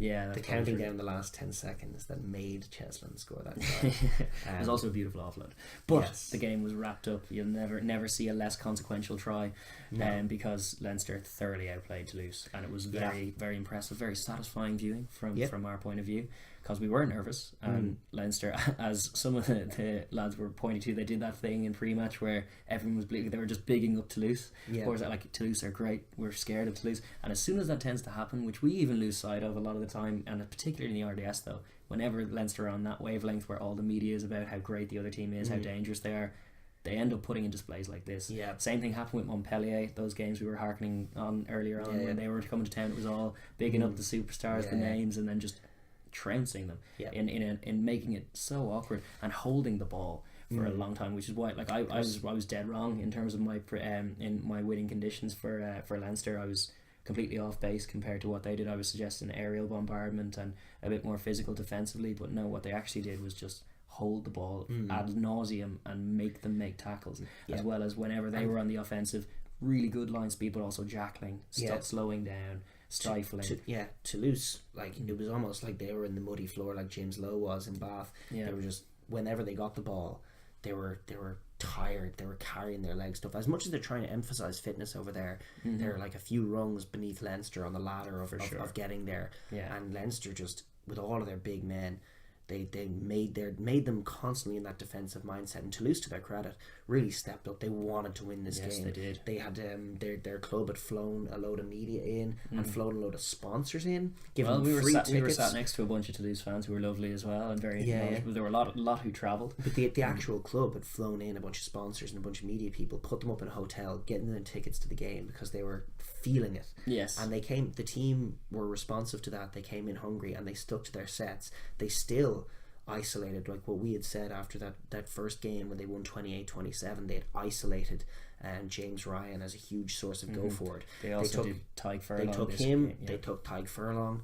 and they almost 2-man coverage them, and then Cian Healy came into the game. That's amazing. That's what left space for a lot of Cian Healy carries. Sean Cronin carried very well as well, and it just the emphasis was on. It was also other players. We did go to Ryan and we did go to Furlong on occasion, but those were always on loose breakdowny plays.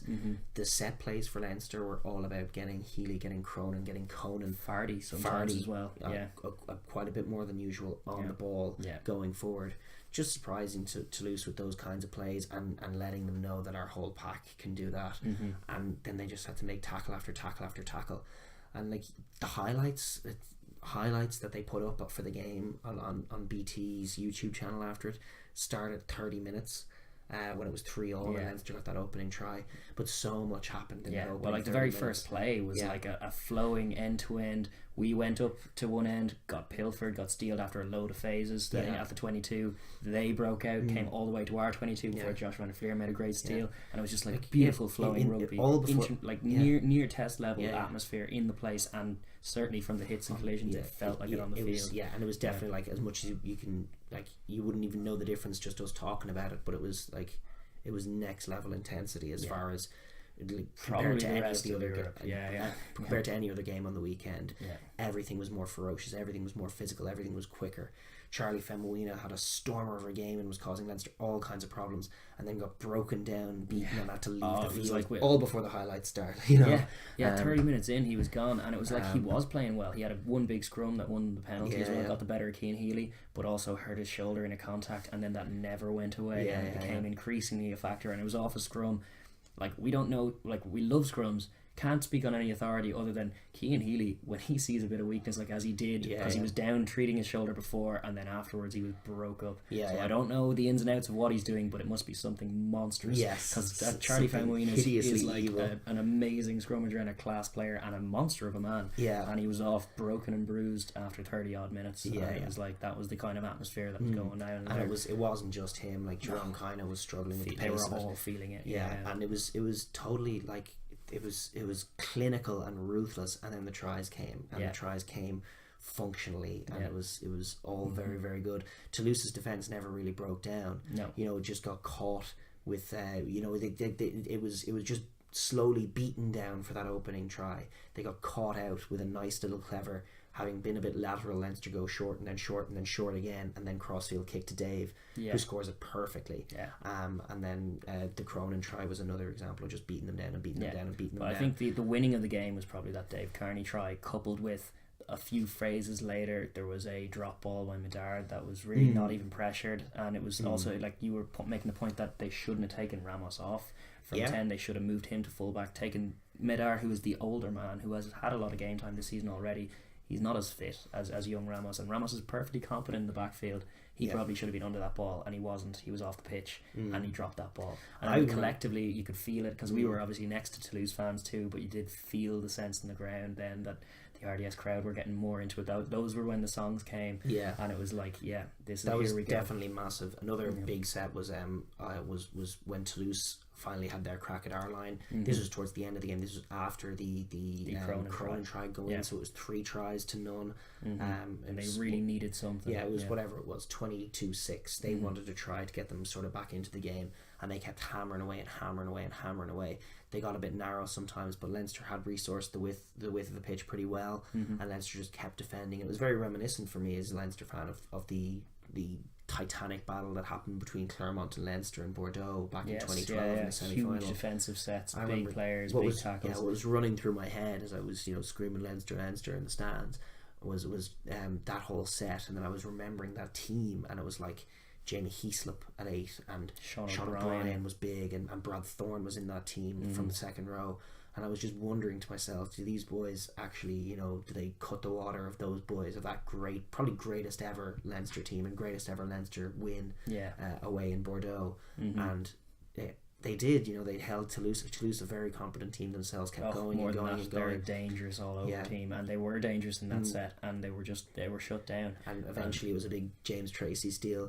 The bench, man, it's great to see. Like the impact from the bench was huge. huge. Porter and Gibson Park, who got the bonus point then with quick thinking after an Andrew Porter steal. Yes, well, that was it. Like it wasn't like their defense broke down. They were in attack mode, and Gibson Park saw that, went quick, and there was space out wide, and it was just like, that's a great try to get, but it was also like a lovely pass. We're talking about gorgeous teams passes off the left. Some players can't do it. That was a big 35-yard pass off the left in wind, and it was a windy day. Finn did it as well on the weekend. Joey using the left peg. It was a good week for weaker sides, weaker side techers. And it was brilliant work from Leinster there to get the bonus point. Cheslin Colby's still a threat though. Oh yes, player. And he demonstrated that with a classy try that kind of served us right again.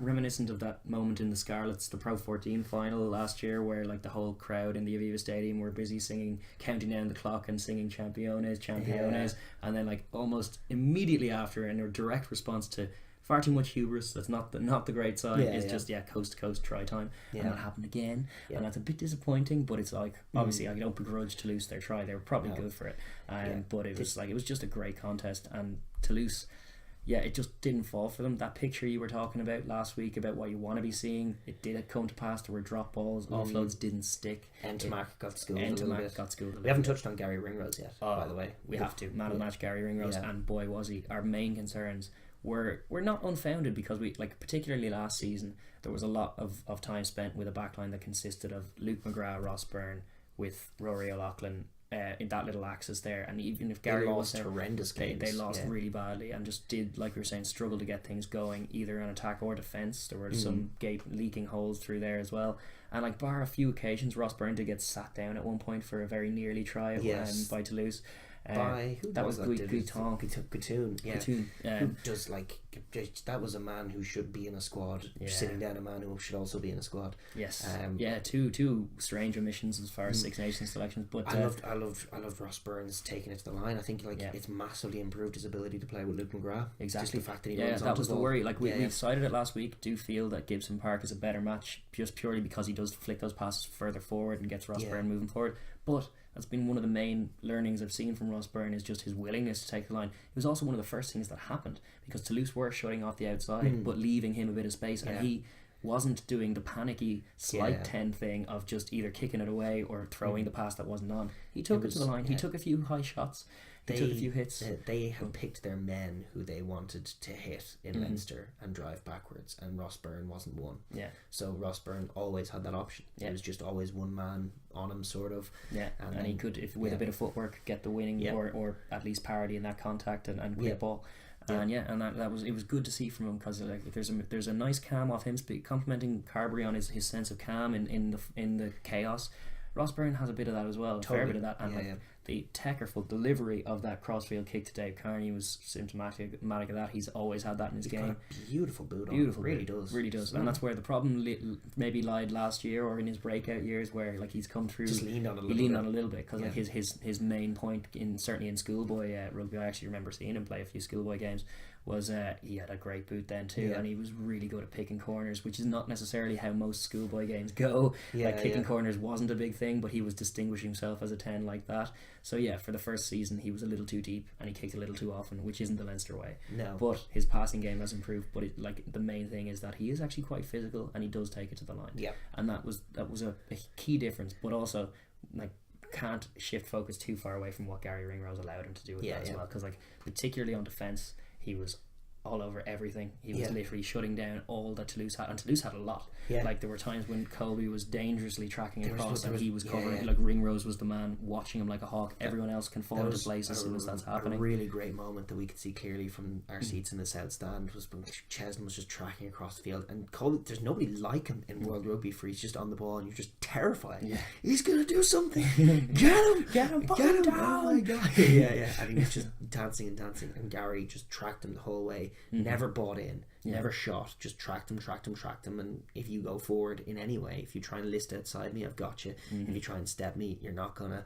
I'm here, I'm not going forward, I'm not leaning in. And he was just watched him the whole way, and Chesney ended up having to pop it back to Maynard, having just eaten up the space. And it was just brilliant defending. And every time he got the ball in attack, he made something happen as well. Beautiful. Like he was a difference maker. Like as much as like that centre pairing are tasty on Toulouse's side, he was the really not just international class but actually world class like caliber in that centre zone. He was that. I was saying name a better 13 in World Rugby right now. I would challenge you to do so. My only little thought is maybe Ben Smith, as we've called for the All Blacks to play at 13, but he hasn't been all season, so he's a non-factor. It is a non-factor. But like as far as us solving the All Blacks problems, we've addressed that. Maybe Ben Smith is the answer. But as far as 13s are concerned, I can't name a better 13 than Gary Ringrose. No. Maybe you can. Jay Davis is going to be an argument. No. I just disagree. He doesn't have that defensive instinct in him. He doesn't. But Gary, like for that Leinster backline, which was a more functional Edinburgh-esque Leinster backline, served as the Bill Mata in there, in the sense that he was making things happen. He got the ball, and all of a sudden there was danger and jinkiness and trouble for the defences. That wasn't just created by the shape or the structure. It was just individual brilliance. Which is like, I love the look of our backline when we have actually Larmour at fullback and Gary at 13, because it's a lot of danger ball in hand for any defence to be reading, and it pulls teams apart, and then normally what it ends up happening is it creates space for others. You saw like Rory O'Loughlin's try against Bath, great example of that. So with that jinkiness on the inside, and then there's a lovely support line and there's space created already. Larmour did go through, Rory, grab a try. Like that's what it brings you, and it's like that little bit of X factor. But Gary Ringrose just looked the classiest player on the park. It is important also to mention, as much as we've talked about Healy and Fardy and everyone else, just how much. I'm just going to touch on this point because we'll expand on a later point, but just how much Leinster functioned in that game very similarly to Ireland, just as a machine, just constantly running through like everything. Stuart Barnes wrote about this this weekend as well, and he made a good point. He made the NFL comparison between Leinster just for having a playbook that's super long, because what he was noticing is in those tight exchanges, like when Cian Healy was getting the ball, he was meant to get the ball. They had literally every playbook, and every player had the playbook in their head, and when they call a play, you got to know it. And it's details for the Irish rugby players. It's massive. And I just think like there's definitely a point there. You know, Sexton has got inspiration from Tom Brady, who he hadn't heard of until Joe introduced him to it. There's an NFL comparison between what's going on in Irish rugby right now, and as compared to, you know, the Dave Rennie free flowy philosophy, which Leinster leaned on at times, but this week it was all about Joe Schmidt, play by play. Like they're just running ferocious keep ball and some serious carries. All kinds of NFL comparisons. Like they were getting 2-man coverage on you know, James Ryan, so they switched it up and went to someone else, and then like they just have those options all the time, and everyone knows what their role is. And like they can eat away minutes off a clock with just a really long offensive set. They can do that. They can strike at important times. You know, there's very much a sense when Irish teams are playing a game of like an offense and a defense, more than even with some teams. It's like this is an offensive set. We're kicking to the corner. We're winning our thing. We're doing our plays, and then this is a defensive set. You're here. You know, it's a lot less, you know, flowy perhaps than other teams. But geez, you can't argue with the results. No, certainly on a weekend like this, where it was the 4-star clash, as most people build. Because it was, and is the only one yet, and the only way it can happen again is if we meet somewhere down the line.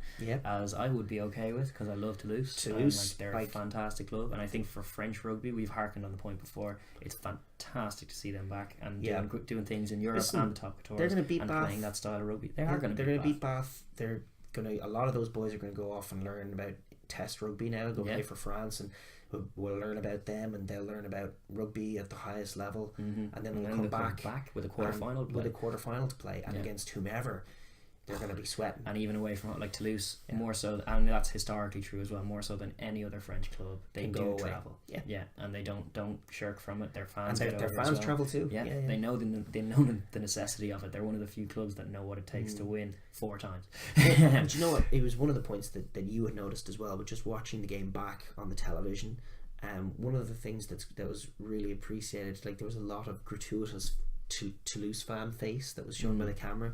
But it was just revealing in their faces that their sort of dismay at certain times and their happiness at certain times, just how they understood the game, and they understood what the important moments were. Like it wasn't necessarily the tries that made them the most glum. It was little knock-ons. It was little moments in collisions that was like, you know, they would cut to them and they'd be like, oh no, this isn't what we hoped. We really thought we were picturing the ideal scenario. It wasn't this, and this was all the fears of what could happen, because like it happens a lot in the RDS. It's something that we often, like I get nervous looking at all of those, same as any supporter of any club, I suppose, when a big team's coming to your home patch, or like just a class an outfit, you see all the ways that it can go wrong, and then you prey on them and you fear them, but then you also picture the ways it can go right. And like I'm sometimes a bit more foggy on them with Leinster than any other team, purely because I'm too close to the bone. But like this one was definitely one that early doors there were good signs on the pitch, and even though the first half was tight, it was more the picture that I had liked to see, rather than the scare. Like the pace of the game was dictated entirely by Leinster. Tempo wise, it was Leinster's tempo. It's another. It's like it's not even rhythmic. It's functional. Like it was in a sense ugly Leinster that arrived, as we spoke of last week, but they bullied and tired and beat Toulouse, and like no other team, because they have such talent coming through that they're just building layers on top of it. So they have the ability to plan a week around the opposition's weaknesses, and they did that with Toulouse. You know, they just like everything that Toulouse don't want to happen. You know, Cian Healy's going to be running through them. They want Ryan to get the ball so they can tie him up, and he can't do his little weird body movement that works against everyone else, because we know how what he's doing. I still don't know quite the ins and outs of that, but Toulouse are the only team to stuff it. They have, like even when he tries and wriggles free, he just gets it's the second shove, I think. Same with Tyke Furlong. They do struggle. Then he was double marked as well, and he struggled to get his usual go for it. Both of those guys often stop on the initial contact and have a second shove. Yeah. So I think what Toulouse are doing is literally making that initial contact, staying on their feet, and then hitting them again, going for the second shove. Yeah. And that's what they were doing to those guys, and they were looking forward to those moments. Yeah. And instead, it was Cian Healy running through them in the middle of one of their poor lads who didn't see him coming. But it's also like you're talking about as far as attacking sets and killing the clock, but also just making them work. Yeah. Like there are days in Leinster rugby when you see like the first attacking line out, the first defensive set is a killer strike move that cuts open and things. But there's almost a sense that they didn't want that. No, they wanted to hold the ball. And the first attacking set that we had ended in a steal, but it ended up in a steal after like 20 odd phases, and that's what they wanted to do. They wanted to be going short. They wanted to make it physical, resource the ruck as best they can. Obviously, it was inaccurate in the end. It was Cian Healy. Fell off a clear out. It wasn't that he wasn't there, and it was a shame because it was a great set for him as well. He made some great moments, but he didn't make the clear out, and then the turnover came. But it was like that's what they wanted to do: move them around a little bit with intricate little plays, misdirection, but in the tide as well. They didn't want to go too wide too quick. They didn't want to cut them open in the centre too quick. They wanted to make sure they got the bludgeoning work in first, and made them, like you pointed out at the start when we started breaking down this, is like get them in such a defensive mindset where like. Not only has all the things like you're talking about that we prepared defensively for, like hitting Ryan, hitting Furlong, now that's not happening, but there's also a set of 30 phases that we have to defend knowing that that's not happening. So it's just like we have to worry about all these people, and then suddenly there is a turnover and we have to play a bit of rugby, but we can't do it at our pace because we're a little knackered, our legs are heavy, we're tired. I agree. I just think it was like expert dismantling of a dangerous, brilliant team. Who, to their credit, and I can't say it enough, when they were forced to make those tackles, really did step up. Yeah, they were ferocious hits they kept putting in. That's probably why the try at the end, the Colby try, they did deserve it ultimately, because they did never stop playing at all, and it was just not. They didn't dictate any of the game. Leinster always leak late tries, and that is by far the late try that has bothered me the least as a Leinster fan. I just thought they were well good for it. It was a cracking game of rugby. And I just Cheslin put up a highlight in the RDS. No bother. Sure, I was there to see it live. It was class. He's quality. So that whole Toulouse outfit are still tournament contenders. Also, shout out Cheslin Colby again, just for that little play, that defensive play that held, I think it was Luke McGrath. Oh yeah, that was incredible. Amazing. Wasn't it? It was like some jiu-jitsu move where Luke McGrath was off the base of a dominant scrum. It was an argument for Mr. P try, but it wasn't anyway. But McGrath picked and went, and he was there, but for Cheslin Colby wrapping him initially and then wrapping around, and his arms were nowhere, so his legs got the ball and held up. Love to see that. Like, he was all contorted in a little turtle shell and wrapping him up with the legs. Beautiful play. And was, just to show that, as you say, it was like something out of a jiu-jitsu. It looked like something like that. It was amazing. So that was a great little play. Also, another great play was him ducking under Scott Fardy's shoulder with like barely a metre to work with on the touchline, and then scampering off and having to be snaffled later. He's fired completely, and they remain a dangerous outfit, and they'll be good for this loss. That'll be this is a good learning for them, because they were coming off, I think, 10 in a row wins, including the win they had against us, which was only a 1 point win, but it was still in Toulouse. It was still like Toulouse were still. Like, people were writing them off before that thing in terms of the coach. I remember what people were talking about. They were fully expecting the defending champs Leinster, after a thumping win against Wasps, to just go and do the business. And like there were points at that game where that was going to happen. Before the Luke McGrath, the intercept pass, that looked like how the game was going, because Leinster had the lead. This looked like this was going to be the next try to take them out of sight, but Toulouse struck back, and it was like. Beautiful moments is what rugby's all about, really. But it was like this was the lesson they got, where they didn't get the pace of the game wasn't theirs. There were like little fernickety moments in the first half in that game, like their coach on the sideline touching Larmer and roughing him up a bit, and like one particular line out call in the first 10 minutes. I remember that was just wrong. Like, they got the ball when they shouldn't have. It was our ball, but all this kind of stuff that just happens a bit more for the home side than the away side, and that's a factor in rugby. It's something we can't complain about it when we're on the receiving end, but this was a week where it wasn't for Toulouse, and they were probably shocked as to just how good Leinster were, but also how far behind they were in the end, how it took them to the 80th minute to score a try. That's very unlike them. I think outside of, like, in terms of domestic teams, there's nobody who can do that to Toulouse. There's nobody who can do quite like Leinster can do to teams. You saw them do it with Scarlets as well, to just have the time and to focus on a team, have the luxury to prepare the boys in such a way, to plan out your weapons in such a way. You know, they did it with Saracens as well. They just picked them apart where they're weak, and it's next level stuff. I mean, I know I'm a fan, but it is outside. Like, I don't, the Crusade, like, nobody can come to Dublin and win. The Crusaders, it is similar to what the Crusaders do in Super Rugby. Yeah, but they couldn't come to Dublin and win. I don't believe so. No, I probably don't think Leinster could head down there and win. Leinster couldn't head to Christchurch and win either, because the Crusaders are still the Crusaders. Exactly. Yeah. But like, coming to Dublin is such a big thing that we keep forgetting. When in our ball of nerves, you'll have to forgive us in podcasts to come in the week of, or probably our preamble for Leinster fixtures is probably not going to be as accurate as for other fixtures, just because we're seeing too many worrying thoughts swirling in the brain, which was definitely a factor of this week. I remember thinking along a similar lines when Sarries were coming to town, and then it's often one of the nice luxuries of being a Leinster fan is that I'm very often pleasantly surprised when that happens, as to just how ahead of us, as much as we think we do know a little bit about rugby at least, but not enough to be doing a podcast, and we do talk detail. We tend to get more right when other teams are on the line rather than Leinster, because we're just a little bit too focused on it. But this was just a very satisfying outing, and another statement. We're talking about teams that made statements. Like, Toulouse have already announced their arrival in this tournament. Leinster, this is their like, we're here to win it type of buzz. Sarries, I'm pretty sure that their one was in Scotstoun. They won't get all the plaudits, but they did it early on, and now, like we highlighted, they're in purring along mode, but they're still there. And then there's Racing and there's Toulouse, who are the French challenge. There's Montpellier potentially if Edinburgh are to falter, but I don't think potential winners. No. Like, I'm looking Racing, I'm looking Toulouse, and I actually am more leaning towards Toulouse, because some of my, like, those 4 stars mean a lot more than some of the big purchases, and like Racing style of play. It's just that they're back to their roots and they're playing with this young academy, and like as much as you can tout big purchases, just that little acquisition of Cheslin Colby and Jerome Kano, like, they're too perfect, and that's all you need. And then you can have your academy, especially when Leinster do the same thing. Like, as far whenever there's an import, the probably exception of Joe Tamani this year, because he actually, I think, asked to come and play because he was that impressed. But like, the acquisitions they have, gaps in the squad. You want to be using your whole squad, but Scott Fardy, a nice guy from a world away who's had a glittering career, but also played on the other side of the world. So just have him in the dressing room, same as what Kino is providing for them, and Faumuina, just an All Black, in 2 All Blacks in the pack in the dressing room. Great thing. But also have your French lads around there who are keen to play under them. And then, like, in Leinster, we've had James Lowe, a lovely acquisition for the last few years. Gibson Park, a bit of speed. Nice to encourage our nines, who tend to be Irish nines a little bit more deliberate and slow than Kiwi nines, who are flicking it out.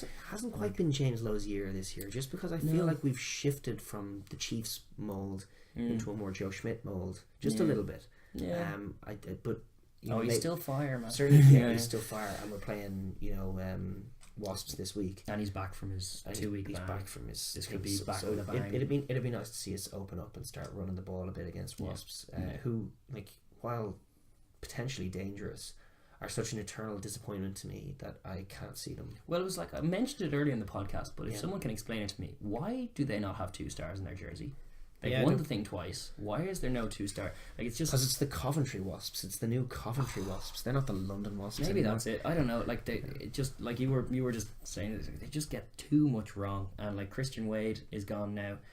Even like some of the players they've been leaning on, Beale, and like in seasons gone by, well, their business model is out of whack as well. They have no academy system really. This is just a travelling franchise that is settled in Coventry for no discernible reason. They play in a terrible stadium.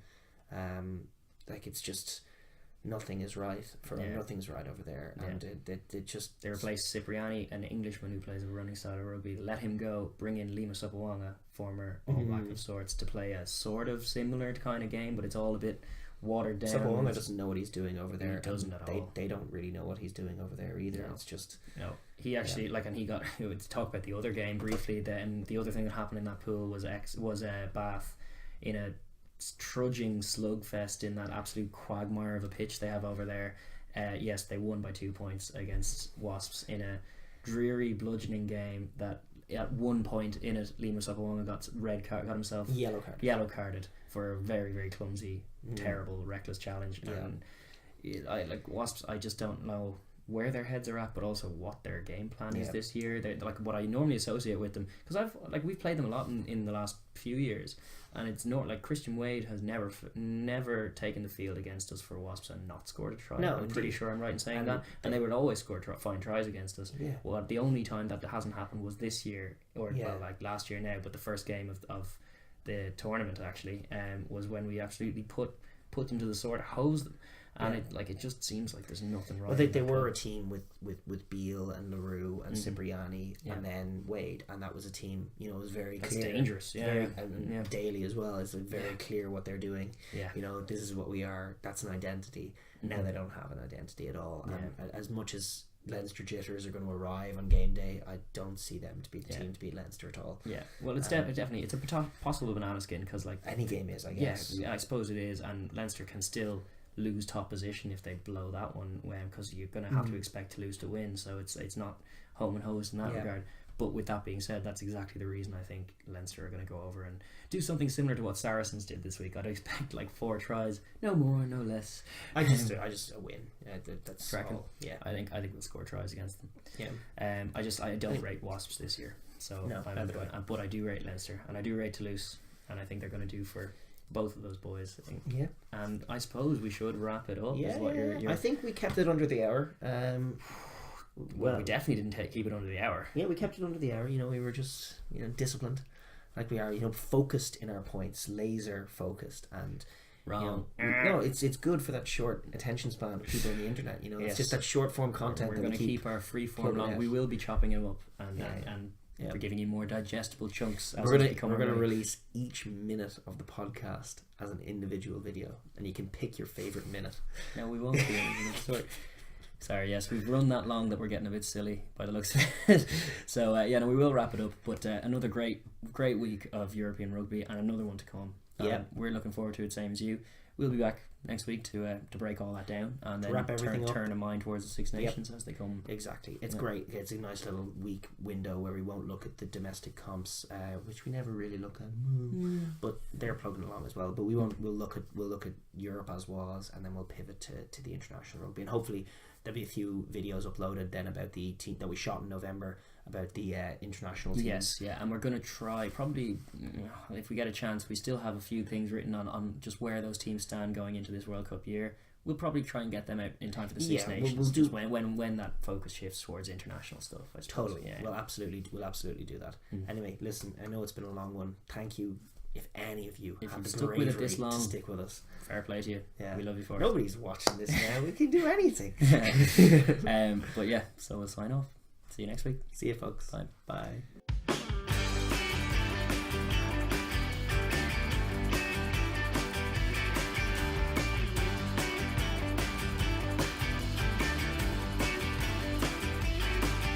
Alright, you gotta make amends. Oh, jeez, I'm just not feeling it at all. Here we go. I have no feel for this little ball. Do you want to use the other one? No. Yeah, it's a bit light. Got him now. Got it. Got the level of it right. Oh, that's perfect. Oh, pinger. That is absolutely perfect. Good dance. Nice shot. Yeah.